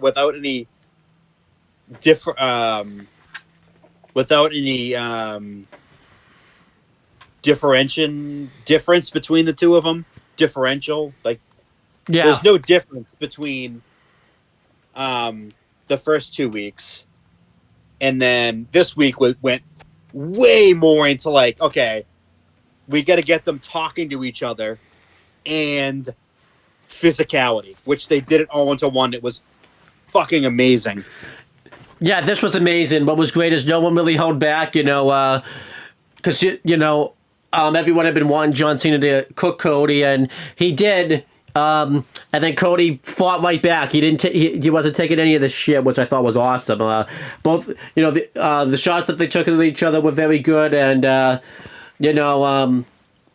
feel like too, because it's gonna be, again, unless we get like something like we got with The Rock last year, where he showed up on a Raw unexpectedly. This is gonna be John Cena's last show for a while, so the fact that we got this is absolutely awesome, and I'm okay, with Cody laying him out here and everything like that. I definitely think we need a week. I really hope we get like an unsuspected surprise from Cena, where like he beats down Cody, like not advertised on the show. I hope we get that, because I think. That would be good. And it adds excitement to this WrestleMania match. I'm really liking heel Cena right now, and something interesting that came from this segment actually was Cena posted on Instagram a picture of Randy Orton and said, "This is talent." And this is interesting because Backlash is in St. Louis, Missouri, and John Cena's being advertised for Backlash. So did they just set up the Backlash main event right there? They could have. Because I am also wondering too. Because I'm also wondering too if Cody loses, I'm wondering if he's gonna not disappear as long as Roman did when he lost, but I wonder if he'll disappear for like a month because he's been like working so hard and everything like that. He'll take like a month off. I could see it. I could see him taking like a month off and kind of licking his wounds a little bit. Yeah, I feel like I feel like the best way to have him be off TV would be for him to get his ass kicked on the Raw after WrestleMania. Yep. And then that would be a way to kind of send him off for about a month or so. Yep. Because you can't lose Cody for too long, because I think Roman's going to disappear after Mania, and then depending on what happens, Punk might take a month off, so you can't have Cody be gone for too long. You really can't. That is true. But yeah, so maybe a month. So this opening segment was wonderful. It probably broke Chris's fucking heart, but it was wonderful. My heart was already shattered into a million pieces. Yeah, but each week I think it's just gonna. The Rock did the thing to the throat, and then we saw this soulless individual. Yeah, but my fucking heart shattered into a million pieces. Yeah, but Cena's just doing it more because again, you said you were willing to hear him out the first week, and then Cena's just shadowing your heart more and more. He said he's going to ruin wrestling for you, and now he's this week he's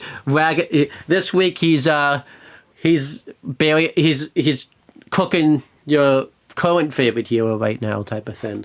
So, a good man. I mean, what a good man Cody is. He comes out, he hugs the crowd. He's just so nice. What a nice man that guy is. Yeah, I'm like the asshole. So, they basically show that EO will be backstage. That EO is defending her title, and then Bianca's getting ready. Learning from the referee. What they didn't show on TV, though, and I kind of saw this because someone took a TikTok of it. There was Danilo was outside, the referee. He was outside, and he was like instructing Bianca what to do during the match. So that was, I thought that was nice. You couldn't see him because he was behind the camera. Yep. So now the New Day make their way down to the ring, the Bland Day. And they cut to a commercial break. And they come back and they announced that this is the 15th Monday Night Raw and the 37th television event from London, which is pretty cool. Yeah, that's cool. But the New Day are standing in the ring because they were for fucking 25 minutes, it felt like. And Adam Pearce comes out and says that their tag team opponents are the New Catch Republic. It's Tyler Bate returning from a torn pectoral muscle that he suffered in a tag team match with Pete Dunne last July when they were down in NXT. Yep. And strangely enough, Pete Dunne is the face again out of nowhere. And well, I'm not sure about that because he didn't look very happy. He might be for the time being. Yeah. But yeah, it's nice to see Tyler Bate again. They didn't really get a bigger reaction like I thought they would. It felt very tame, but Yeah. like when they got into the ring and they started doing like the beginning of the match, that's when they popped the loudest. I was like, that's fucking weird. Yeah, it was very odd, you know. Again, maybe that's on Def Rebel too, because he fucking suck at themes.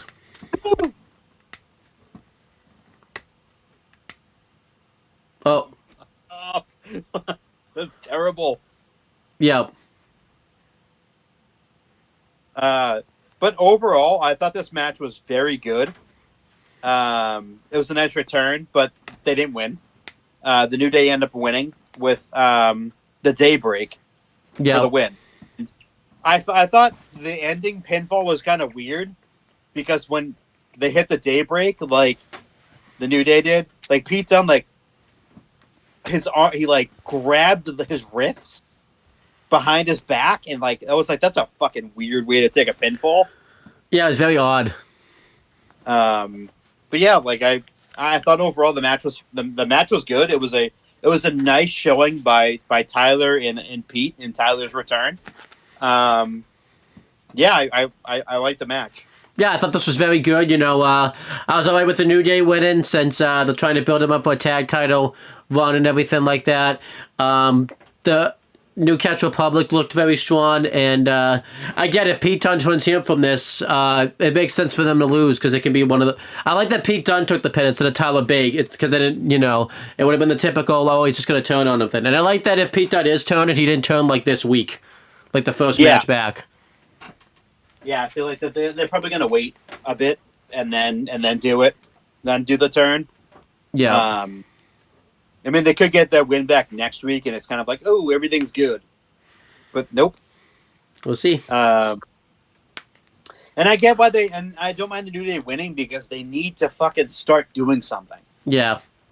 They turned them heel with the idea of them feuding with Big E, and Big E has been nowhere to be found. He's on the kickoff shows.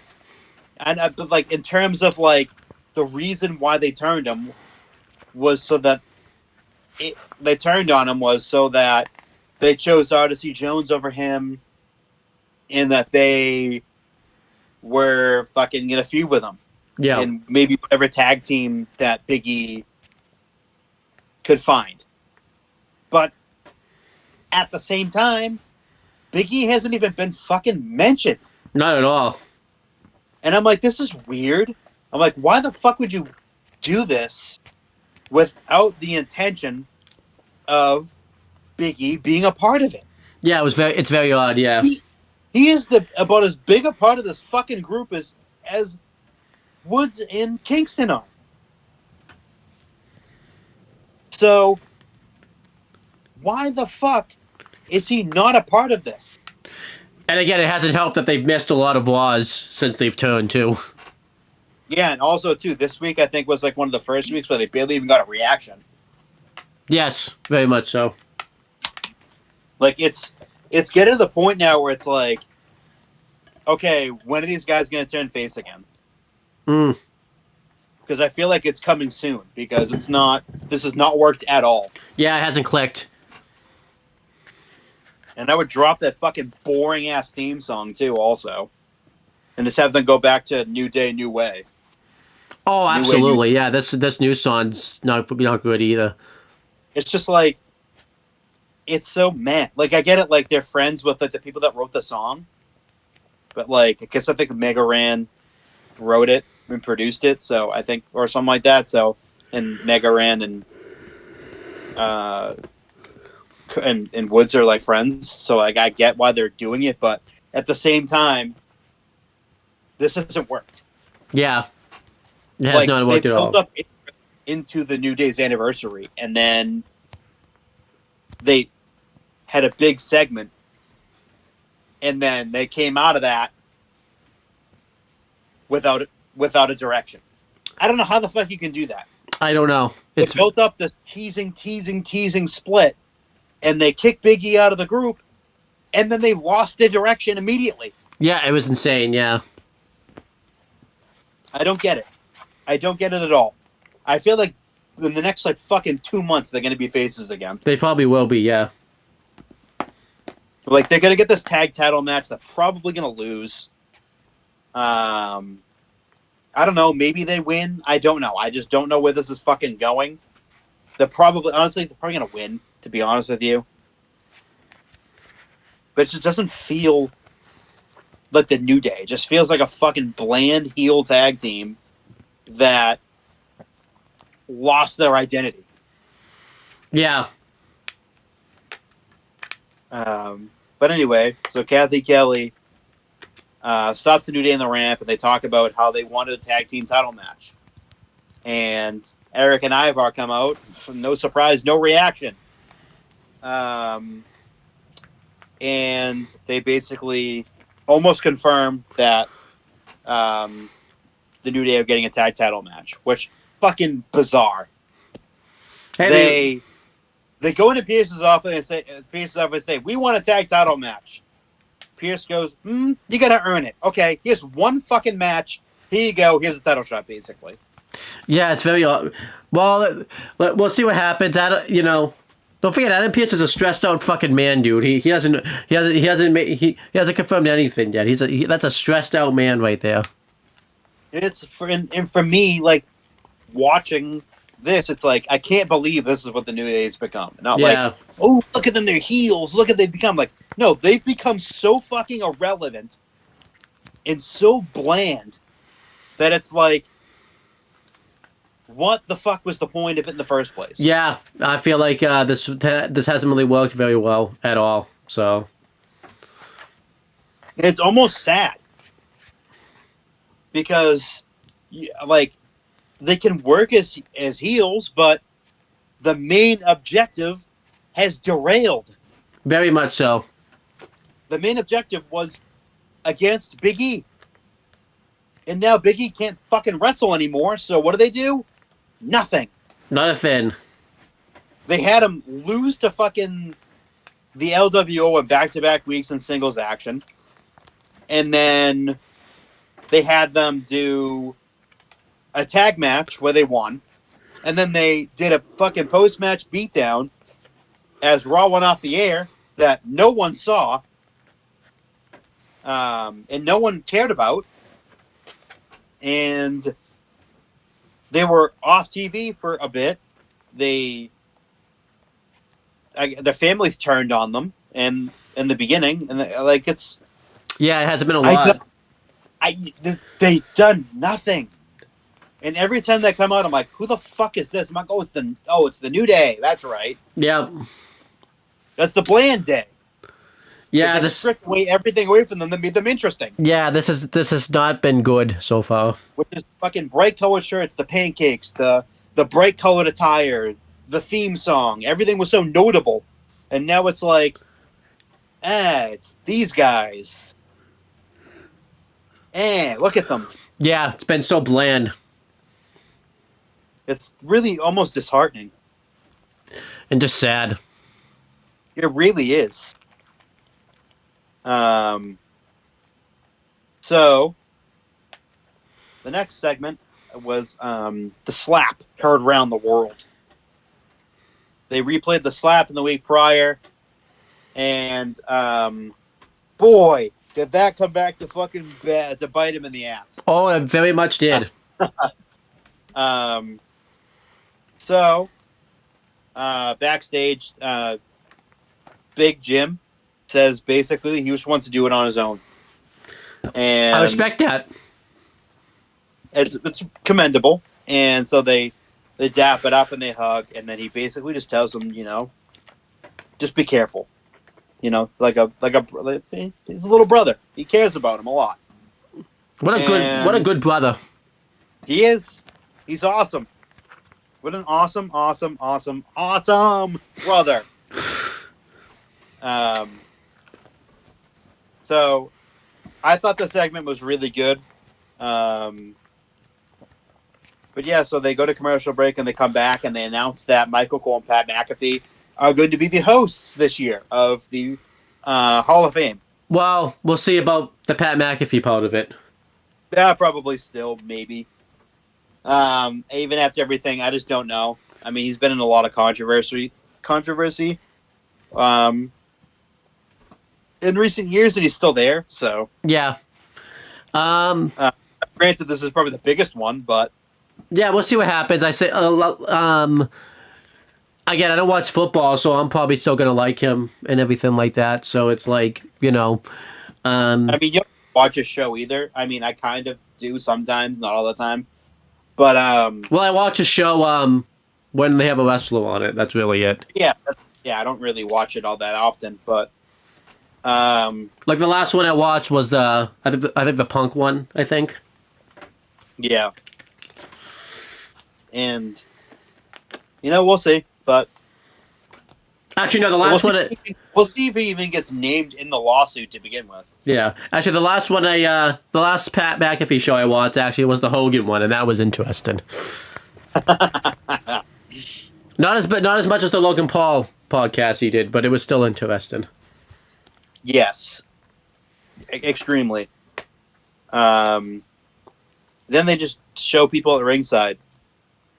Yeah, cool. Did you know these people? No. I remember one of them. They fucked up. They showed the lawn. They showed the lawn fucking guy.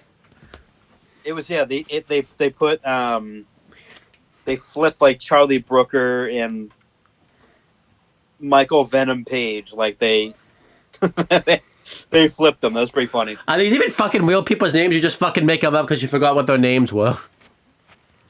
No, they're real people. Okay, just making sure. No, yeah, they are real people. Just making sure you're not making people. Yeah. Just making and sure. Louis Capaldi too was also there too again. He was.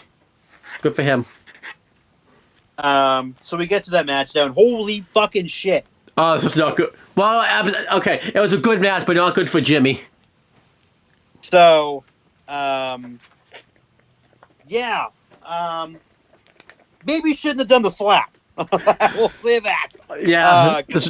Had awakened a beast in Gunther because he just beat the living fucking shit out of Jimmy. Jimmy got a hope spot, but mainly was dominated by Gunther, and he just fucking at the end just hits him with that fucking chop and puts him to sleep. Yeah. And it didn't end there. Oh no, it went on for another fucking half an hour after this.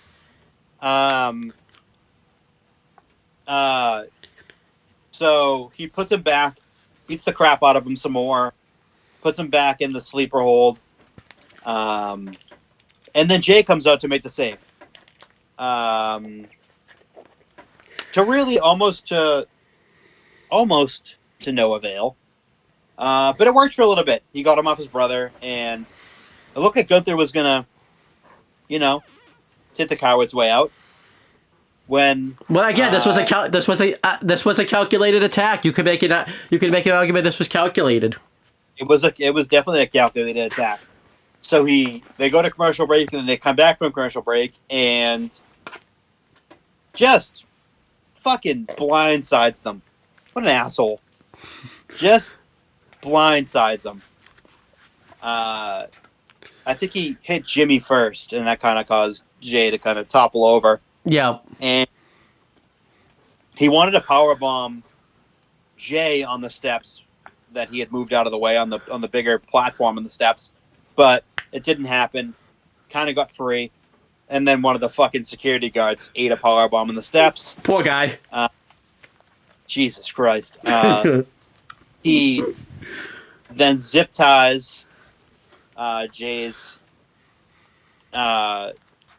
arm, wrist, and then zip ties it to the ropes.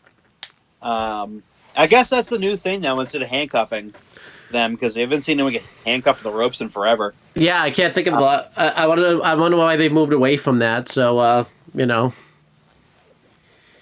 So he gets the zip ties. He gets zip tied, and this is where Gunther kind of goes animalistic and kind of becomes a little bit hard to watch. For you, Gunther has the belt, and as Jimmy's trying to get up on the apron, gets walloped with it, and gets back up, and he's bleeding profusely. I think he bladed a little bit too deep. Probably, yeah. Yeah, because Gunther was covered in blood, yeah. Because boy, that was it. That was crazy. Well, to be fair, I don't think Jimmy's ever had to blade before either, because he's, or in a very long time. Yeah. So he gets back. He's wobbling, and Gunther grabs him. It just beats the shit out of him. And at one point, Jay just keeps in a break free, and I just don't know if he was like in a state of disassociation, but like he didn't show any goddamn emotion. Yeah. It was like the first time where I was like, Can you show some emotion, Jay? Yeah, your brother's been getting the shit kicked out of you, like right in front of you. Fucking zip tied, and you're more focused on trying to get out of the zip tie than maybe shedding a tear or showing some emotion, like you're pissed off. And he's just calm. And I'm like, your fucking older twin brother is fucking lifeless and bleeding blood is bleeding to a fucking pulp. There's blood gushing out of his fucking head. And you're over in the corner showing zero emotion. In that moment, I was like, no wonder why people are like turning against this. And are cheering for Gunther and not for him. Because he's not showing any emotion. Yeah, I would have liked if he had showed a little bit more of emotion. And he's just watching his twin get his ass kicked, and he's more fucking concerned about trying to get out than showing real emotion. And so Big Jim gets into putting it in the sleeper hold. And at this point, it's just fucking, he's a bloody mess. Gunther's covered in his blood. And Jay is still not. I would have liked to see him at least trying to kind of like grit his teeth, at least show some anger. But he didn't, and I feel like that. I just don't know if it's like not his character, like as a real person, to not show anger, but like, dude, your brother is getting the shit beaten out of him right in front of you, and you can't do anything to stop it. And your instant reaction is to shown no emotion whatsoever. Yeah, that was a little odd. Yeah. I'm like, okay. The whole time I'm like, is something gonna happen? Like, you gonna do something? I'm surprised he didn't try to super kick Gunther at one point. Yeah, he should have. Got close, and he was like too focused on like trying to break free from the zip tie. I'm like, at least show like try to super kick him, and if it doesn't work and he clobbers you, at least it looks like you tried. Yeah. I like the segment. Other than that, though, I wish Jay would have showed him more emotion. But this adds extra venom finally to the Gunther Jey Uso feud that we hadn't really had yet, where Jimmy took a beating and everything like that, and it's made Gunther. Someone said this too. I saw this online that they said that if he comes out yeeting on Monday, no one's gonna care. I think so. Yeah, he has to come out like pissed. He needs to come out serious from the ramp, not from the crowd. From the ramp, show real goddamn emotion. Act pissed. Yeah. I agree. Because if he doesn't, you're not going to get him over. Yeah. But yeah, other than that, I liked all of this. I felt like the beatdown was good. My personal opinion, it just went on way too long. There was a lot of just standing around and just waiting for shit to happen, and I'm like, can we pick up the pace here? That's fair. Like, it went on too long, but at the same time, it served a purpose of like, okay, that Jimmy's gonna get his ass kicked.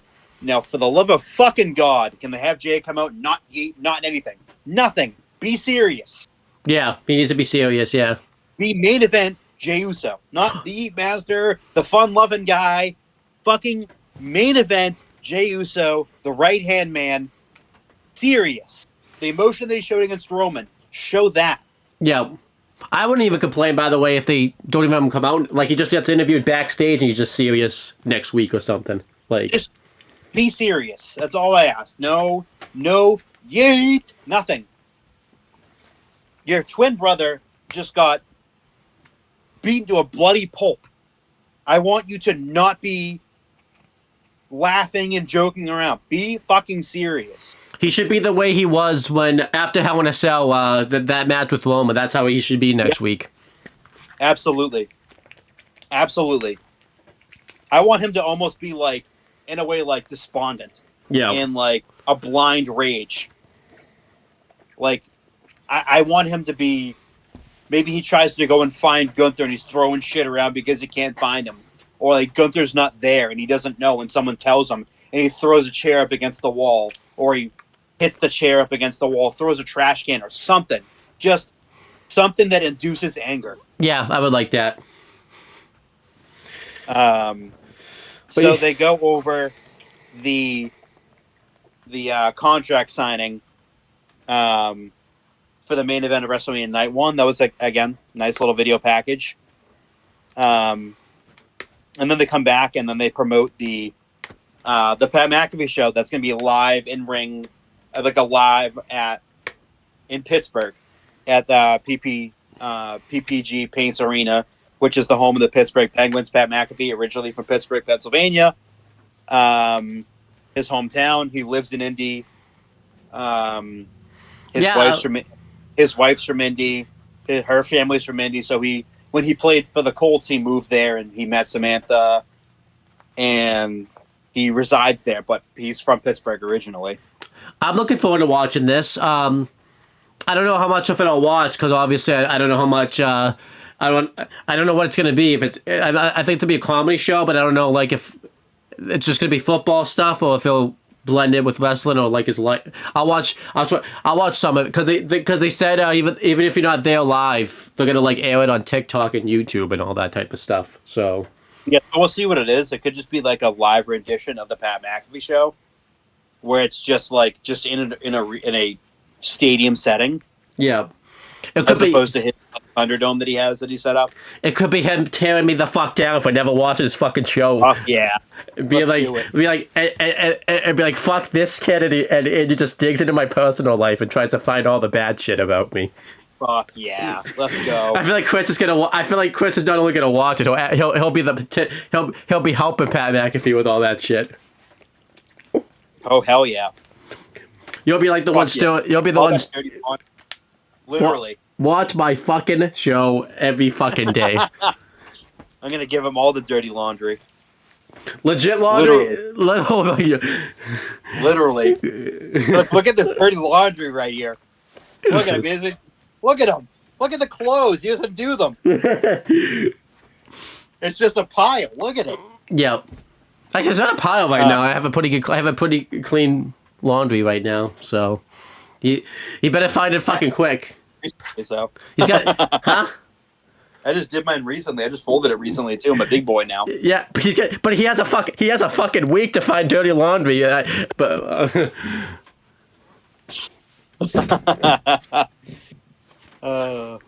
so they go to commercial. So they show the fucking replay of last week where Finn Balor and Dominic beat up Braun Breaker and Penta.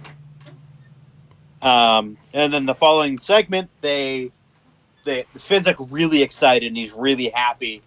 And Dom was almost flinchy because he's a little bitch. But Finn's like really excited, and he's like, Finn's back, like, let's go, like, this is awesome, like, I'm back. And he leaves, and of course, little Miss Bitchy decided to ruin the fun by basically saying that he's saying that Finn's back and not the Judgment Day. So she's causing a rift between them, like she has been doing since the beginning. And they end up, and then Dominic ends up leaving because Liv thinks that Dominic, for some fucking reason, deserves an Intercontinental title match again. Which one? Women's, because he's a bitch. Okay. I didn't think we would go that path, but okay. So he goes and wants a title match, and then Carlito is standing there, and I think he was just disassociating with the world at that point. I think he forgot. And she basically forces him to leave. I think he forgot. I think he missed his cue or something. Like he forgot to walk off camera.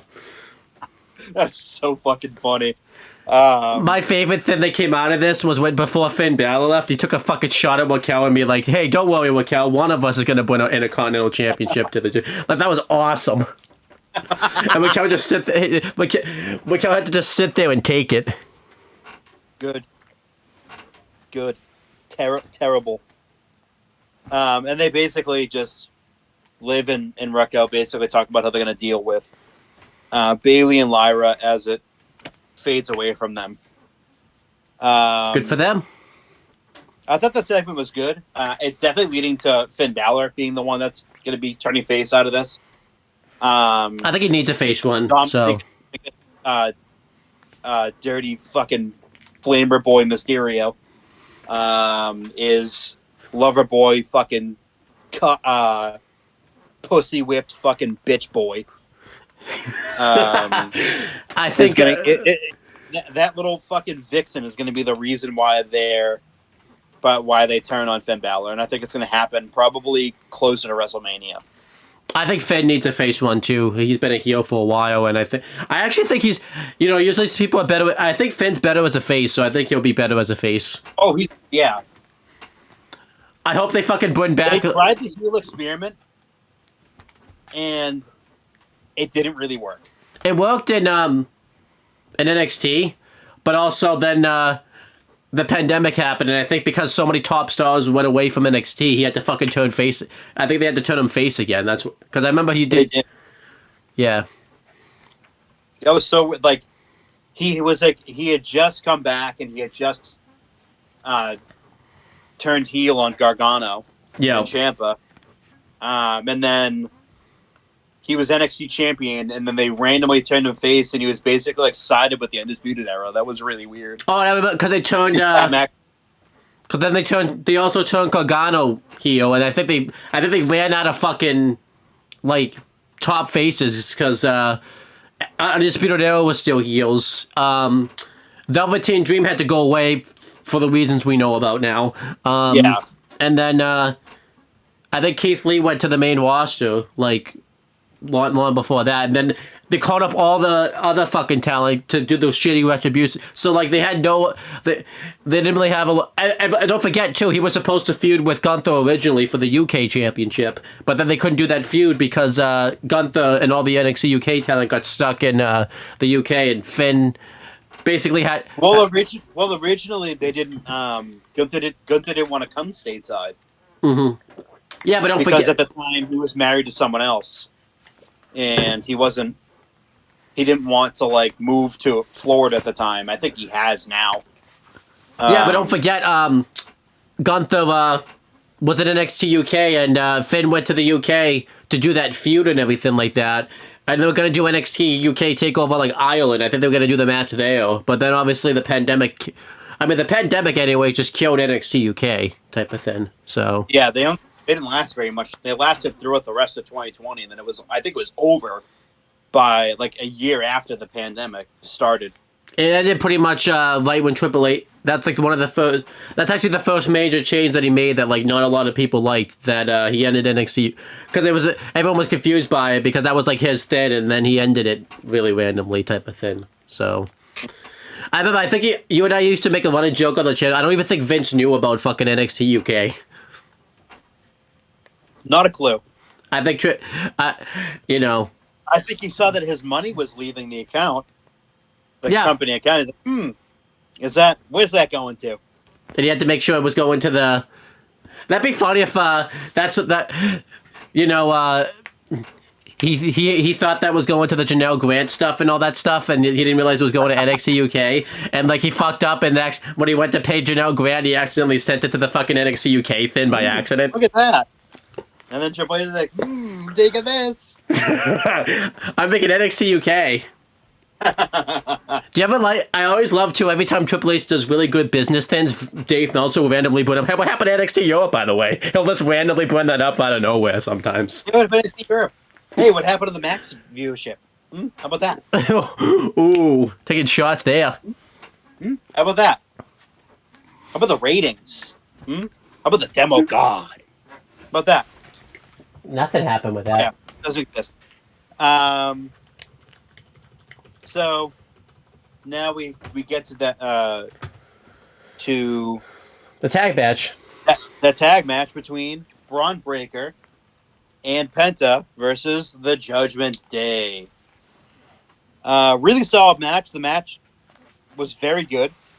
But it ends in controversy as Braun Breaker, as Penta was going for the Destroyer, he gets hit with a spear by Braun Breaker by accident, but Penta thought it was on purpose. And Balor connects with the coup de grace for the victory, and the Judgment Day are your winners. So you realize... I thought this was a very good match. Do you realize that technically Dominic Mysterio has a victory over Penta and Braun Breaker in one match by association? Wow. Just saying, it takes two people to win a tag match, and that's what happened here. The person that pinned him actually won the match, and it wasn't that little bitch. So. Hey, that's on the record, and that's not, the record books don't know that. The record books. My record books don't include him in anything. It's not your record books to make though. It's the only the L's. The L's that he was taking, especially against his amazing Hall of Fame, amazing father. Those L's were amazing. They're very prominent. They're very big, so you can always see them. That's fair. They're the fucking front cover page.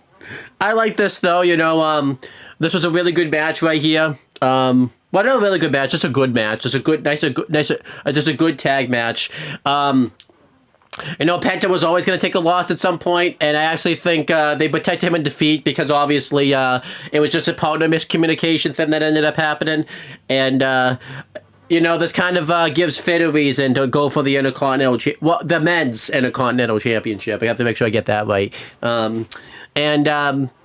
Yeah, it's just good stuff. Good to see that Dom and Finn are getting along now. I don't think you like that, but it's good to see. It's to see when people get along. So, yeah, this is a thumbs up. What do you give this? Like a thumbs up and like somewhat of a thumbs down, because Dom's in the match, so that probably makes it somewhat a thumbs down. Thumbs in the middle. Does anything with Dom instantly just get a thumbs in the middle? Yes, always. Like, does it start as a thumbs down and then you have to go thumbs in the middle type of thing? It depends. All right. What happens if he wins? Because he technically won here. Down. Well, he won. Down. Well, so I have to remind you he actually won here. Down. But yeah, let's keep going. Everything with him is a down. Finn makes it in the middle. Okay. That's good. So now backstage we have suddenly again sick Chad Gable. This guy fucking has the weakest cough I've ever seen in my life. I feel bad for him. He's trying to feel better and everything like that. It seemed like he was feeling better during the house shows and stuff. He wrestled the house shows, but here it's like, he's... Oh, I'm so sad. I'm sad. No, you're not. You're El Grande Americana. You're perfectly fine. He had a doctor's note. There was words on that page this time. There was words on this page this time, but you couldn't. They were fucking showing the thing so fast you couldn't even fucking see it. Well, you can't say there wasn't anything on there because there were words. There were words, but it was like fucking one line. You couldn't even read the goddamn thing. First of all, Pierce flipped the fucking thing around and like stretched it out, and then like immediately hit it. So I was like, "What the hell did it even say? You can't even read it." It's a doctor's note, Doctors have a lot of doctor notes to write, so maybe some doctor's notes get swept under the rugs, and this just happened to be one of those occasions where that happened. Nope. I'm trying to get it. But yeah, let's keep going. Because Raw next week is in Minneapolis. Oh, suddenly he's going to be fine. Suddenly. But instead of it being him, which it is him. It's not him. It's El Grande Americano making his American television debut. I'm excited about that. We saw him last week, and he looked good last week, so I think he'll look good. Yeah, Chad Gable looked awesome. It's not him. Yeah, Chad Gable looked great. I feel like Chris Botch there. He meant to say El Grande Americano, but Chad Gable looked awesome under that mask. You haven't seen if you look at the striking resemblance that he has to Chad Gable. You haven't seen him take... It's almost like they do the gracias or the thank you in the same way. That's weird. Again, he takes inspiration. By the way, they look exactly the fucking same because Chad Gable, you can see the body. It looks exactly the same. Some people what? Maybe he uses Chad Gable's training regimen when he trains in the gym, so that he's taking. That's weird. He's taking inspiration from his training regiments and everything like that. That's weird. It is same weird. Skin tone. Maybe they go to the same tanning salon. Same arms. Same delts. Same traps. I think you're looking too much. I think you're looking too much into this. Finisher. Well, when you're a wrestler, you got to take inspiration from the people that paved the way for you. Yeah, the same person. I don't think so. Yeah, again, we haven't seen. Again, we saw them. Don't forget, they did that thing a few weeks ago where Chad Gable. So you're still falling for it. I'm trying to do. I'm doing the best I can to keep track of this. He has you manipulated. We'll see what happens. We haven't seen. We've seen. He's a great manipulator. When it comes to you. It's pretty fucking easy with you. I feel like you got a bunch of things wrong going. There's all these reasons where it's not him. Again, but let's continue talking. So what happens when it is Chad Gable that's under the mask? Then I will come on here and say that you were right and I was wrong. But we are not at that point yet. Which it's going to be. So I'm already right. You should just jump into conclusions. You haven't even seen the storyline play out or anything like that. Oh, I know that. I know Chad Gable when I see Chad Gable. So he gets very angry because it's a doctor's note. He's not allowed to compete. He's pissed off. Maybe he shouldn't have faked an illness so he wouldn't have to face Dragon Lee or Rey Mysterio. Well, he's not faking an illness. As he's about to walk out, the Alpha Academy come in, and Gable walks by and calls them clowns. I thought this was really funny. Yeah. And calls Otis an idiot, and I laughed even harder. And then Maxime says that she wants to talk about not only the future for the Alpha Academy, but the future for herself in the ring. And that she's been, that she has an idea with Natalya. So I think that might be them teaming up or something. But it's interesting to see where this goes. Yeah, I hope it goes somewhere. You know, I like this. I like that Adam Pearce got to have a nice, calm conversation with people this week. You know, it seems like he wasn't stressing out this week. You know, it's always good. And a very nice calming situation for him. Because I guarantee you it's not going to be like this next week for him after how Raw ended this week. Absolutely not. So they cut to a backstage segment, and it's, you know, just Rhea warming up, and they also show EO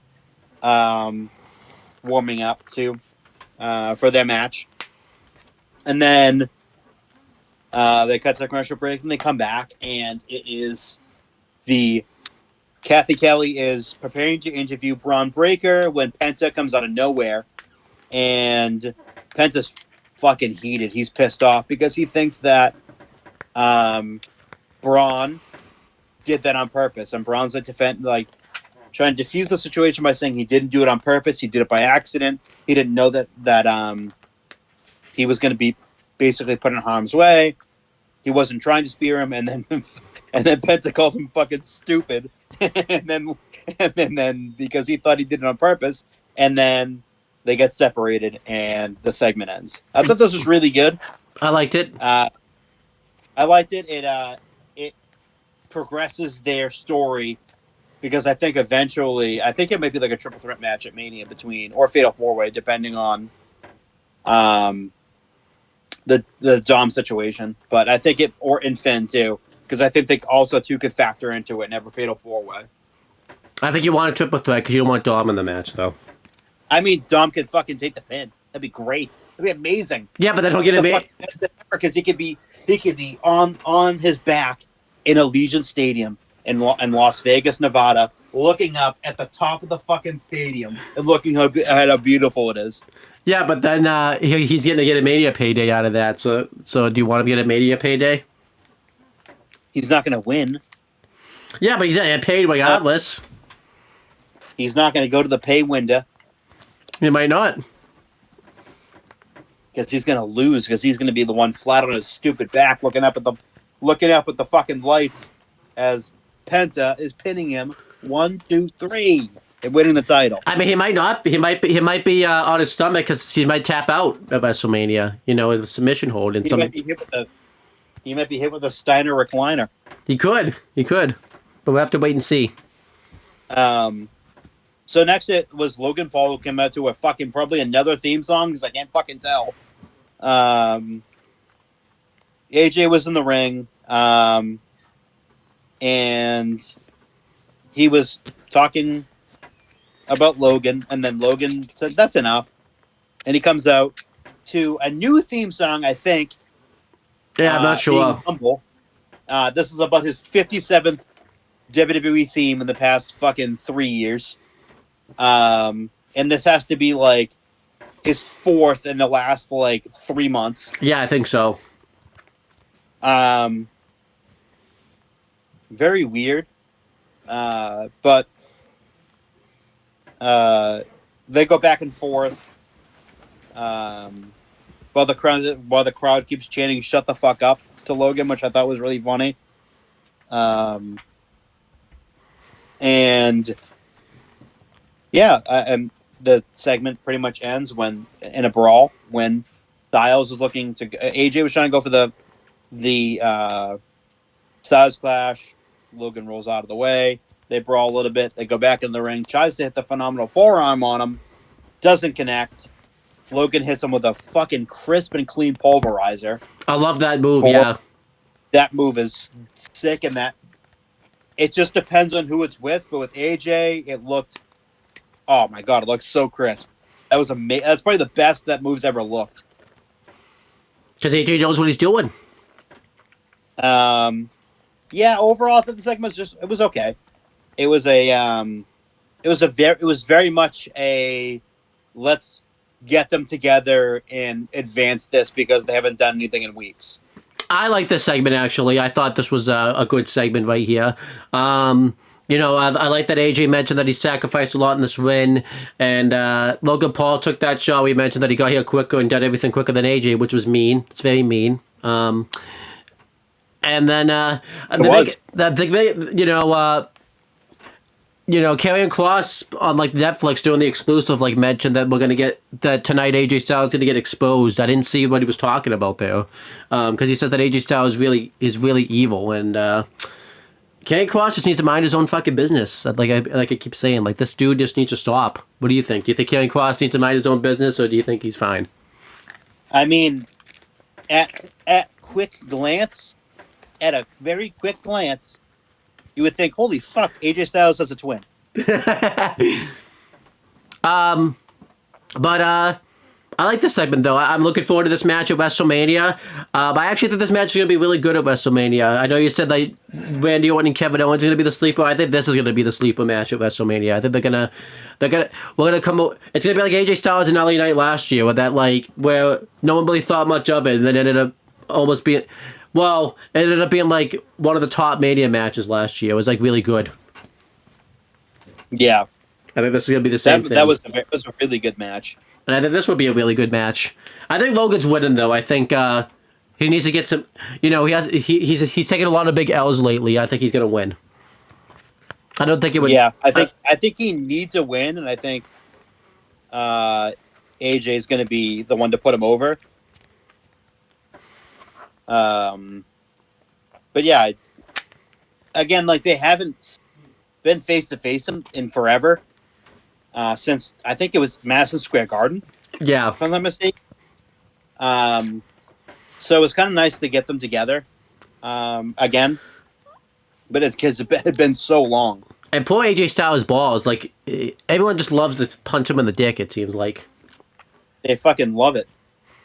He tried to get back in the ring like a human, and just his testicles were destroyed. Yeah. Poor testes. I mean, it's just been a recurring thing for him ever since he's joined WWE, where everyone wants to go after them. They must like him. They must. Must have nice balls. You must. So Jackie Redmond's backstage, and she's with Lyra Valkyria, and Valkyria thanks Bayley for helping her, and she wants to prove that she can stand on her own 2 feet. So the next week in Minneapolis, Bayley will get a shot at the Women's Intercontinental Championship. Good job. At Minneapolis on Raw. So I thought this segment was fairly straightforward. It's nice to see Bayley getting a title opportunity. Do I think she's going to win? Probably not. I feel like Liv and Raquel are going to have the match thrown out type of thing. I feel like I just don't know which way they're going to go. Would it be a tag match at WrestleMania with the two of them for the tag belts? Maybe. I don't know. Yeah. For someone, Lyra's defended the belt a lot, but for someone that's defending the belt a lot, this belt just feels very useless at the moment. Yes, I agree with that 100%. I mean, because on SmackDown, for some reason, Chelsea Green, every time with her as a women's U.S. champion, it's been very that belt has been very properly showcased, where the women's IC belt just has not been. Yes. That I feel like, again, it might just be two different writing teams, and I just don't know what the fuck they're doing with the women's Intercontinental title. It just feels like they put the title on Lyra and then forgot about her. And then it's like they put the women's U.S. title on Chelsea, and she made the championship. Yeah, she's on like every week. And it feels like a night and day difference between the two of them. Very much so. So they show a replay of the massacre that happened. They almost didn't want to show it because, it was very scary. Very scary. I felt like, Chris, you went... Was this almost Kane 2003 scariness or no? Approaching. Okay. It was an approacher. Don't forget, by the way, the last time this happened with Jimmy Uso, where he got beaten down like this, when he came back, he turned on Jay and cost him the world championship. This could very well happen again. I hope not. I'm just saying. I want you to make sure you're prepared for it, because that very well could happen. I hope not. It probably won't. Hopefully not. So Bianca makes her entrance, and they come back, and it's the Women's World Championship match. It's Rhea versus Io Sky. And this match was really good. Very good. Lots of near falls, and it felt like Bianca was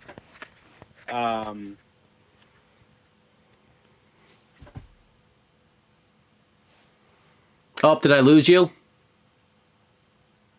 I lost him. is. You gotta repeat yourself. I lost you for a couple of seconds. Oh, I lost you again.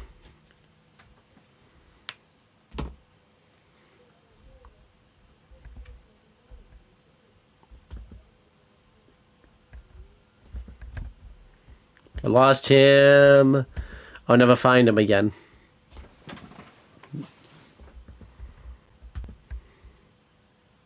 In 2006. Okay, you gotta repeat all of that. You gotta repeat all of that again, because I lost you again.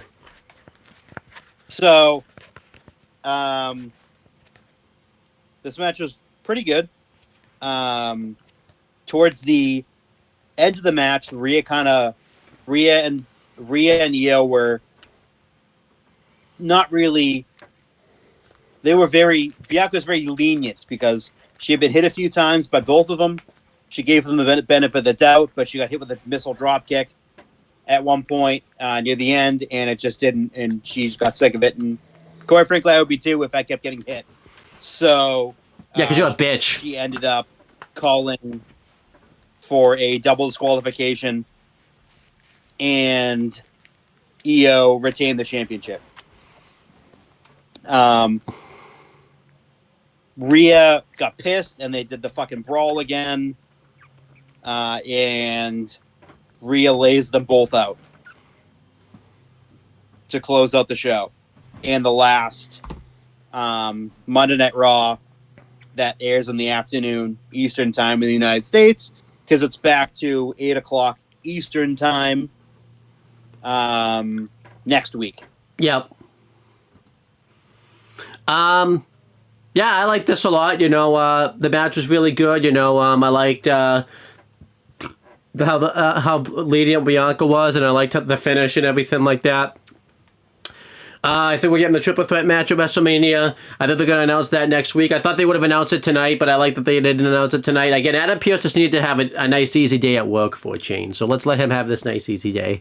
Again, he probably was flipping out backstage, but like from what maybe he wasn't though. Maybe he didn't even watch the show. He's just like, I'm not going to watch this.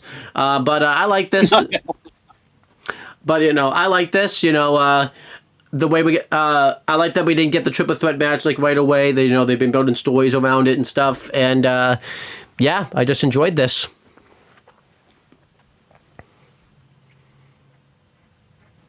Yeah, it was great. It was a great show.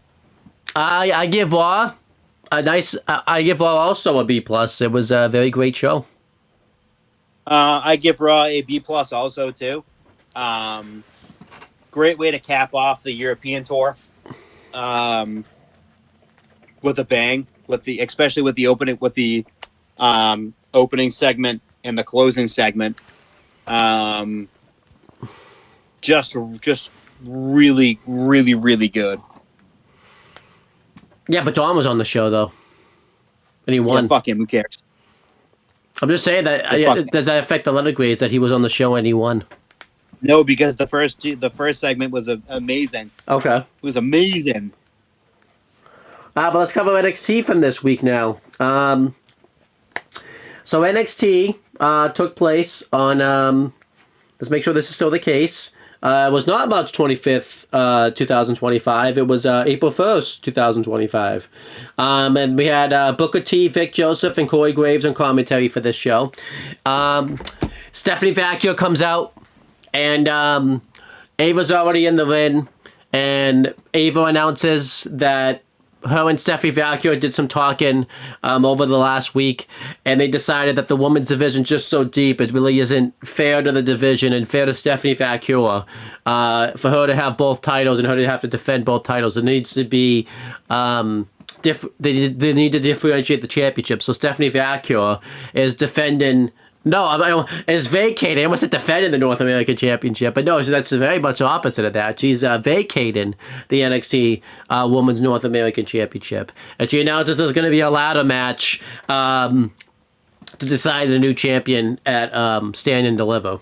And then Stephanie Vacchio said that the condition of her doing this is that she gets to pick her opponent at Stand and Deliver.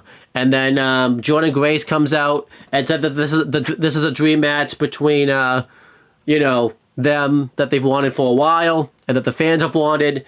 And then Jada Parker comes out and because Jordan Grace took a jab at Jada Parker by mentioning that she was in the rearview mirror, and Jada Parker comes out and who's over for some reason. I don't understand why, but she is. But then again, everyone is in the fucking PC, so it doesn't really matter. This is also true.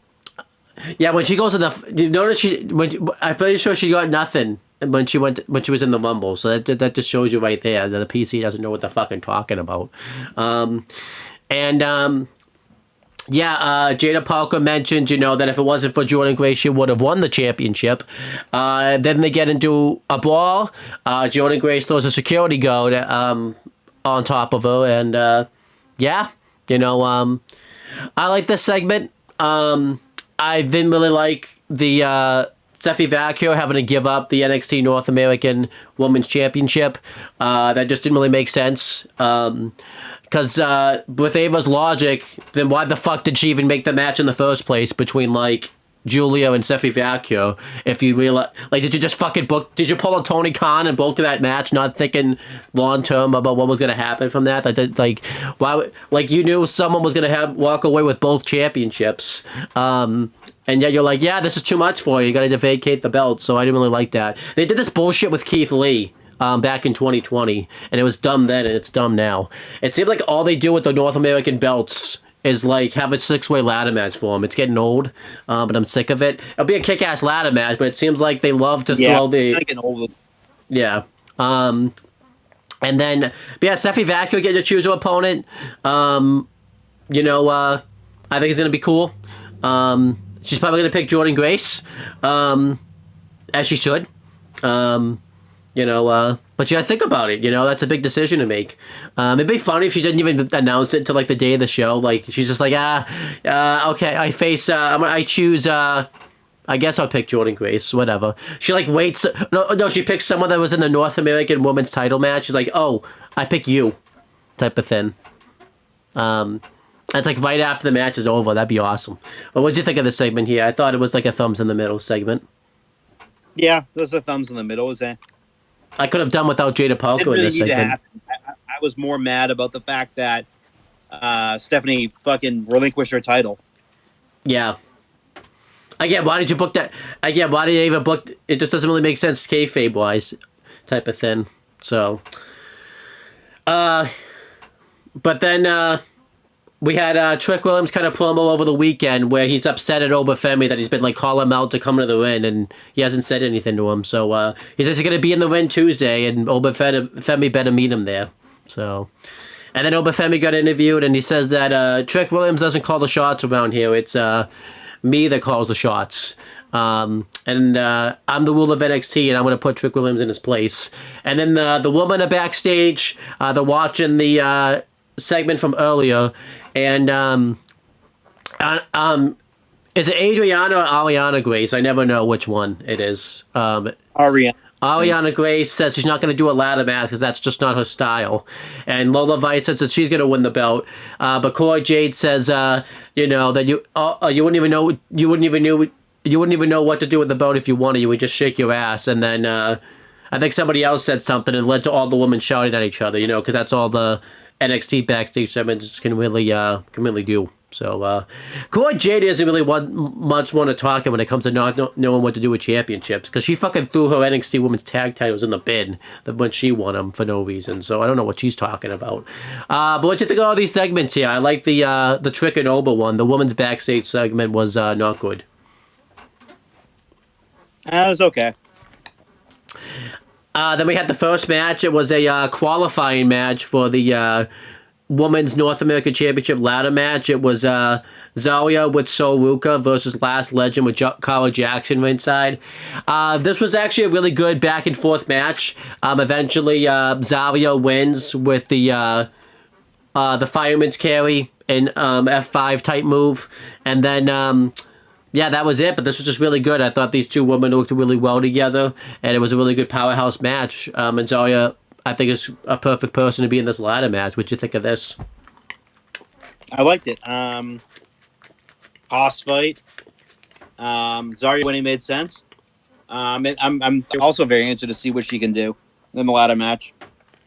And then we had Josh Briggs and Yoshiki Inamura backstage, and they talk about how happy they are that they're starting to get rolling in the tag division. And Wesley, Tyson DuPont, and Tyreek Equay all come up and say that like they're not really that good of a team, and say that they're not like a real team like they are. And Inamura wonders what happened to Wesley. He used to fight with such honor. Now you don't really fight with much of anything anymore. So he challenges Wesley to a match, and Wesley accepts, and he's going to go talk to Ava about it. They made it seem like this match was going to happen like on this show, but they hold it off a week. I don't know why they didn't just book it on this show, because it seemed like with the way this segment was played out, it was going to happen on the show, but it didn't happen that way. But I thought the segment was good. I could do without heel Wesley, but from what it was, I thought it was good. What did you think? I thought it was fine. I thought it was good. I liked it. And then Keanu, I almost say Keanu Carver and Ava were backstage, but no, it's Kalani Jordan and Ava were backstage. So I guess Keanu Carver and Kalani Jordan are the same people, I guess, in my head. So, but Kalani Jordan and Ava are backstage, and Kalani Jordan's all excited about potentially competing in the Women's North American Championship ladder match. Then Roxanne Perez comes in and says that she's going to be in the ladder match, and she's going to, be the first person to be a Grand Slam champion in NXT. But Ava says that only one of them can be in it, and they're going to have a qualifying match tonight. It seems a little odd they brought back Roxanne Perez, because I feel like the Jordan Grace match was the perfect way to write her off NXT, but it seems like they're just going to hold off until they have the draft. But I like this backstage segment for what it was. What'd you think of this? Yeah, that was good. And then the family gets some nice intel on Dog States. It's basically stuff that like they try to make it seem like they like really did some investigating, like polled people, but it seemed like all they fucking did was just like pull up the Wikipedia pages and all that type of stuff. They met, but this is kind of a good way, I guess, for us to get to know these guys. Cutler James was first, and then it was I forget the other guys' names. What's the other guys' names? They said them, but like I don't remember what they are. Keller James, and there's Deion Lennox. Oh, that's right. Saquon Sugars, and some other dude. Shaquan Sugar's the guy that like was with Javon Evans and DPW, like you said. Yeah. Yeah. He's the it's him. I think he's like kind of the mouthpiece for the group. Yeah. This segment was not good. It just went on forever. This segment definitely makes me think that Shannon Stacks Lorenzo is probably the one leading this group based off how the lack of trust that Stacks and Tony D, and I really wouldn't be shocked if he ends up being the leader of this group. But what do you think? I just don't care about them. Them or the family? Both. So, yeah. And then we had Hank and Tank back. Huh? It's what it is. Yeah.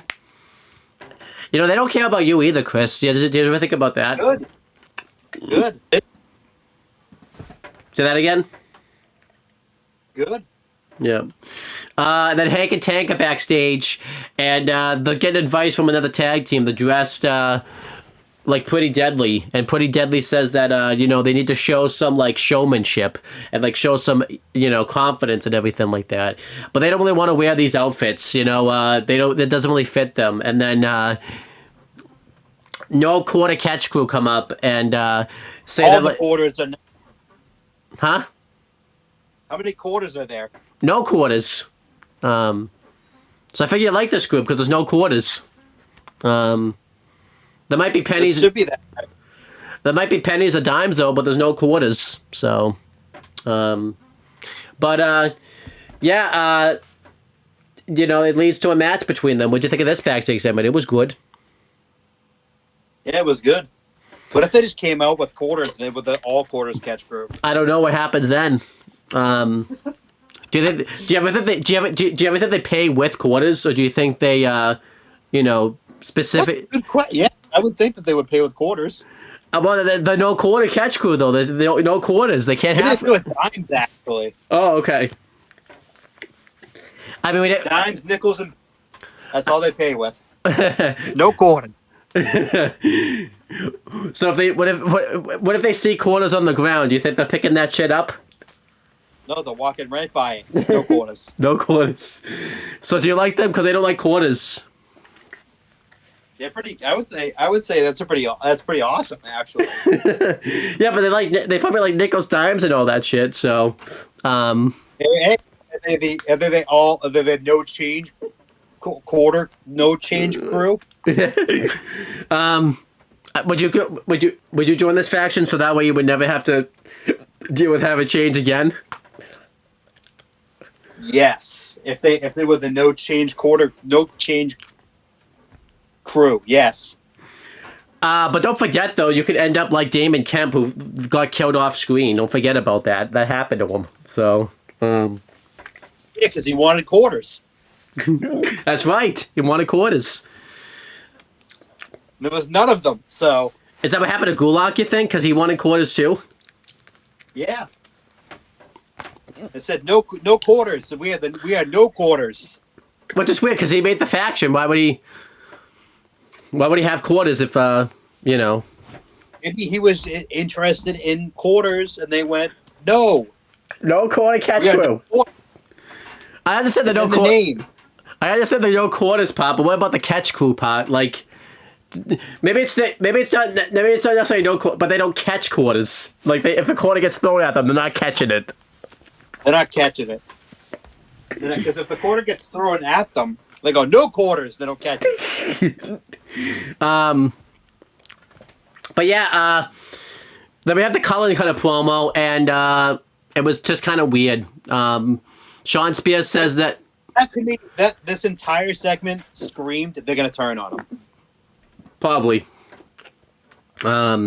He says that he treats them like family, and says that he's gonna prove it when he wrestles in the ring tonight. So, what do you think of that? That he's gonna prove that they're family? I don't think he did.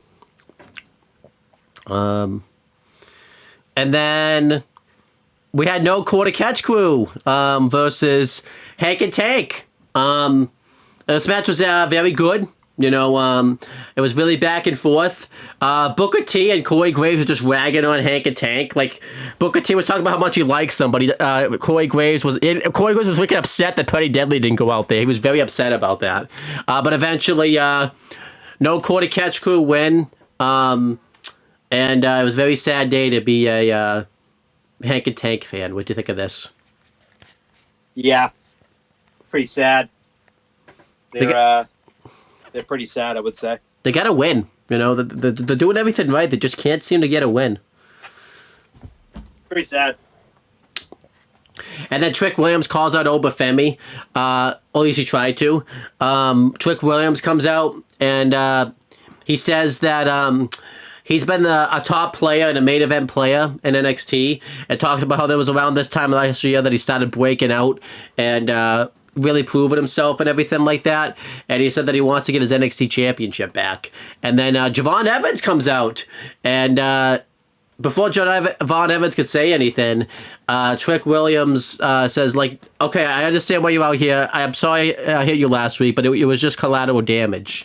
And Javon Evans brings up the fact that, you know, ever since he got to NXT, Trick Williams has been trying to hold him back and everything like that. And he actually brings up the fact that he's the Carmelo Hayes in NXT. Ooh, he didn't like that one. He did not like that one.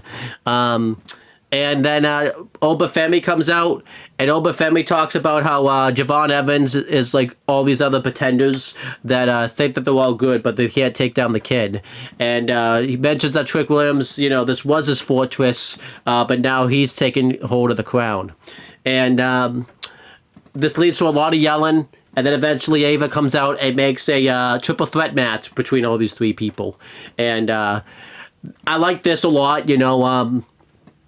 Javon being in the match makes sense, and I feel like Javon won't win the match, but he's going to have like a really good performance, and I feel like this is going to be the start of like an NXT championship like chase for Javon Evans.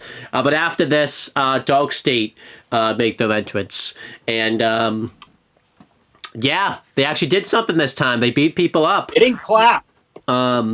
They beat up Javon Evans. Clapping. They beat up Obafemi and they beat up Trick Williams. And they're still not good, but this is something, you know? It's better than not. Stop clapping, finally. Yeah, what'd you think of this? I like the promo segments and stuff. The promo segment was really good. Trick coming off more heelish. And this kind of maybe puts a dent in the theory that maybe that Trick was the leader of Dark State. Maybe it doesn't, because the previous weeks they had not attacked because Trick was out there, but this week they beat the shit out of him. So who knows? He might have just taken a beat. Puts a little maybe to not be suspicious. Yeah. You know, maybe he just took a beating though, so that way when he gets revealed, it's even more of a surprise. So. But then we had Andre Chase was receiving medical attention, and we find out that he has cracked ribs, and he said that he has no timetable in his return, and they want to make sure he has a ride home, and Araya Connors and Kale Dixon take him out on the wheelchair and take good care of him. I guess nice people. Yeah, good men. And then during this, Jada Parker and Jordan Grace get into a brawl. And Jada Parker did not look good in this brawl. She's terrible. So what'd you think of this? I thought the first part was... I think the first part leads to Chase U coming back. And of course, Jordan Grace is outclassed as Jada Parker because she is literally terrible. Do you think Jada Parker is going to be able to take the Grace driver? I don't think she'll be able to take that. I don't think so. I don't think she's taking that. So, and then Fraxium, Hank, and Tank are backstage, and Fraxium are happy about their performance, but they need to get a win. But actually, Nathan Fraser is upset that like they can't get along as well as Hank and Tanko because Sean doesn't really want any tag team to get along. And then Swipe Can't White, have that. yeah, Swipe White come over because I forgot to mention this. They were showing in the crowd doing the North Quarter Catch Crew. The swipe. Say that again. Fuck are these guys? Say that again. You cut out there. The fuck are these guys? They were on Evolve. This was cross promotion for Evolve. They're under the ID program, but Let's go. they didn't really do a good job saying who these guys were if you didn't watch Evolve, though. So, and they challenge Fraxium to a match next week, and Fraxium accept. I think non-title, though. So, yeah, I feel like they didn't really do a good job telling us who they were, but I still like these segments. I hope next week that Swipe Twink gets fucking squashed next week. You're not a fan of these guys, are you? Nope. Is it because you don't? Is this because you've joined a dating app and no one ever swipes right to you, or is this why, or is this just hatred? It's just they're fuck boys. Oh, okay. Oh, and then they Roxanne Perez walked by and they said she was a smoke show. What'd you think of that? That was something. Fucking creeps. Do you think Roxanne Perez is gonna date any of these guys? Fuck no.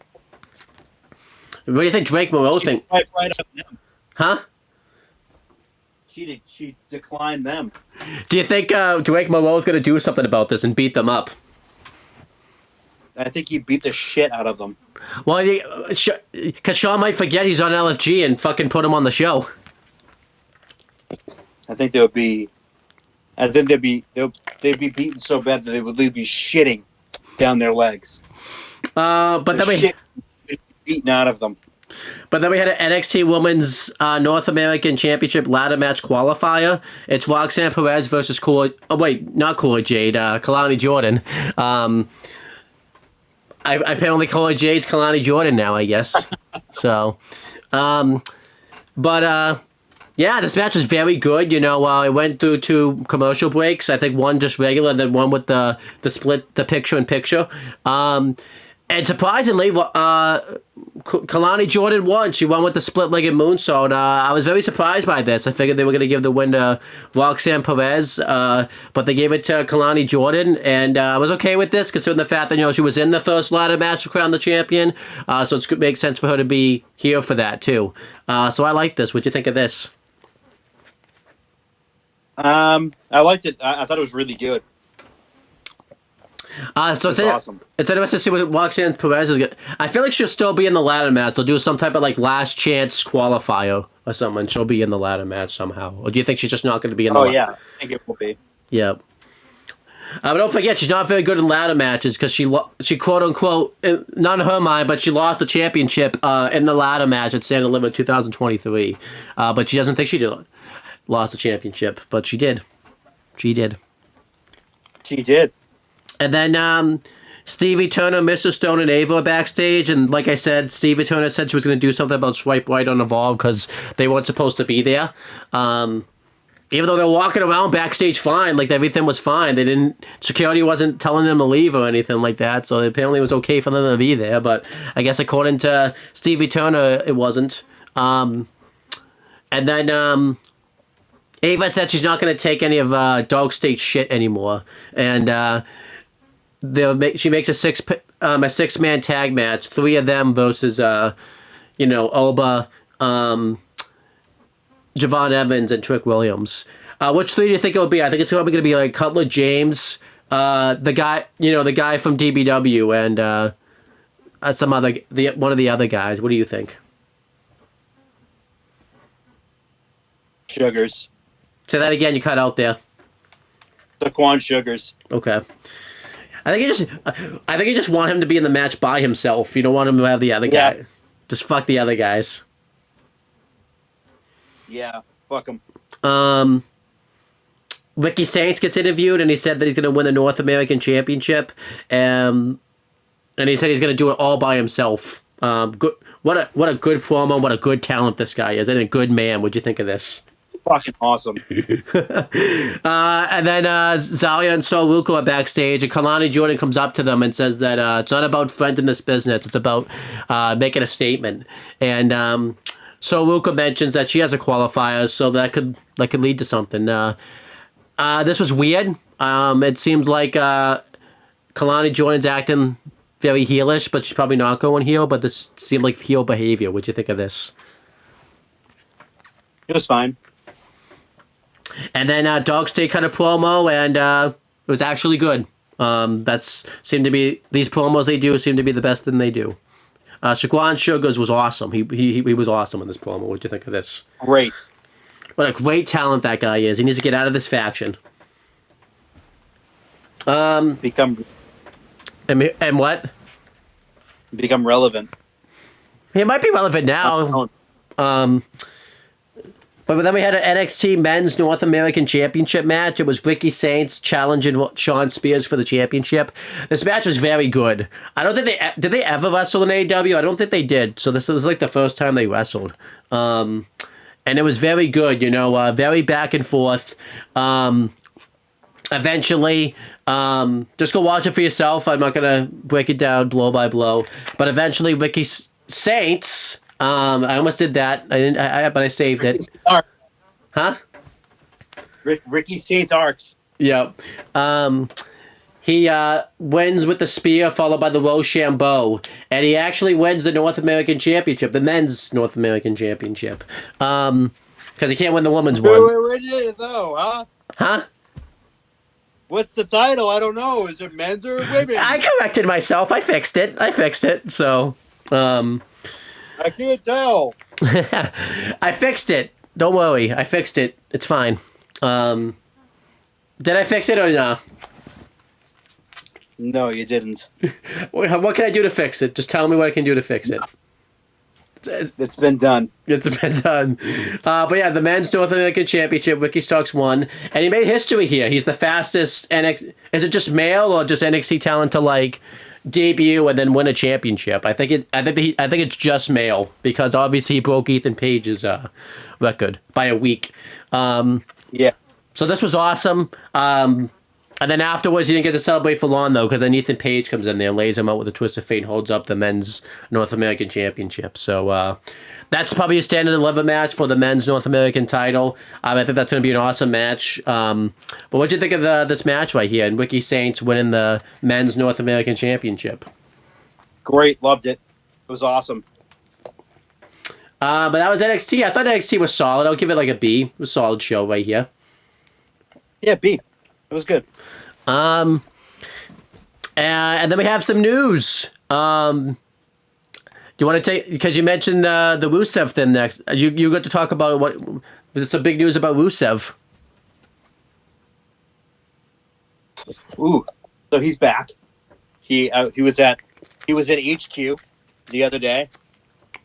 He was in Stanford at HQ, and he resigned. So he will be back. Depends on when. I'm thinking after WrestleMania, now that he's officially back in the fold. Maybe one of the dates after WrestleMania. I'm looking forward to him coming back. I feel like he's going to be over huge when he comes back. And it'll be Rusev Day again. Isn't that great? It'll be Rusev Day again when he comes back. So yeah, be great. Let's see, what else do we have for news? Dave Meltzer pissed you off last week. Do you want to... I mean, I know he probably pissed you off several times last week, but those are big time. He really fucking pissed you off. You want to just go off on him? I said I would give you the opportunity to.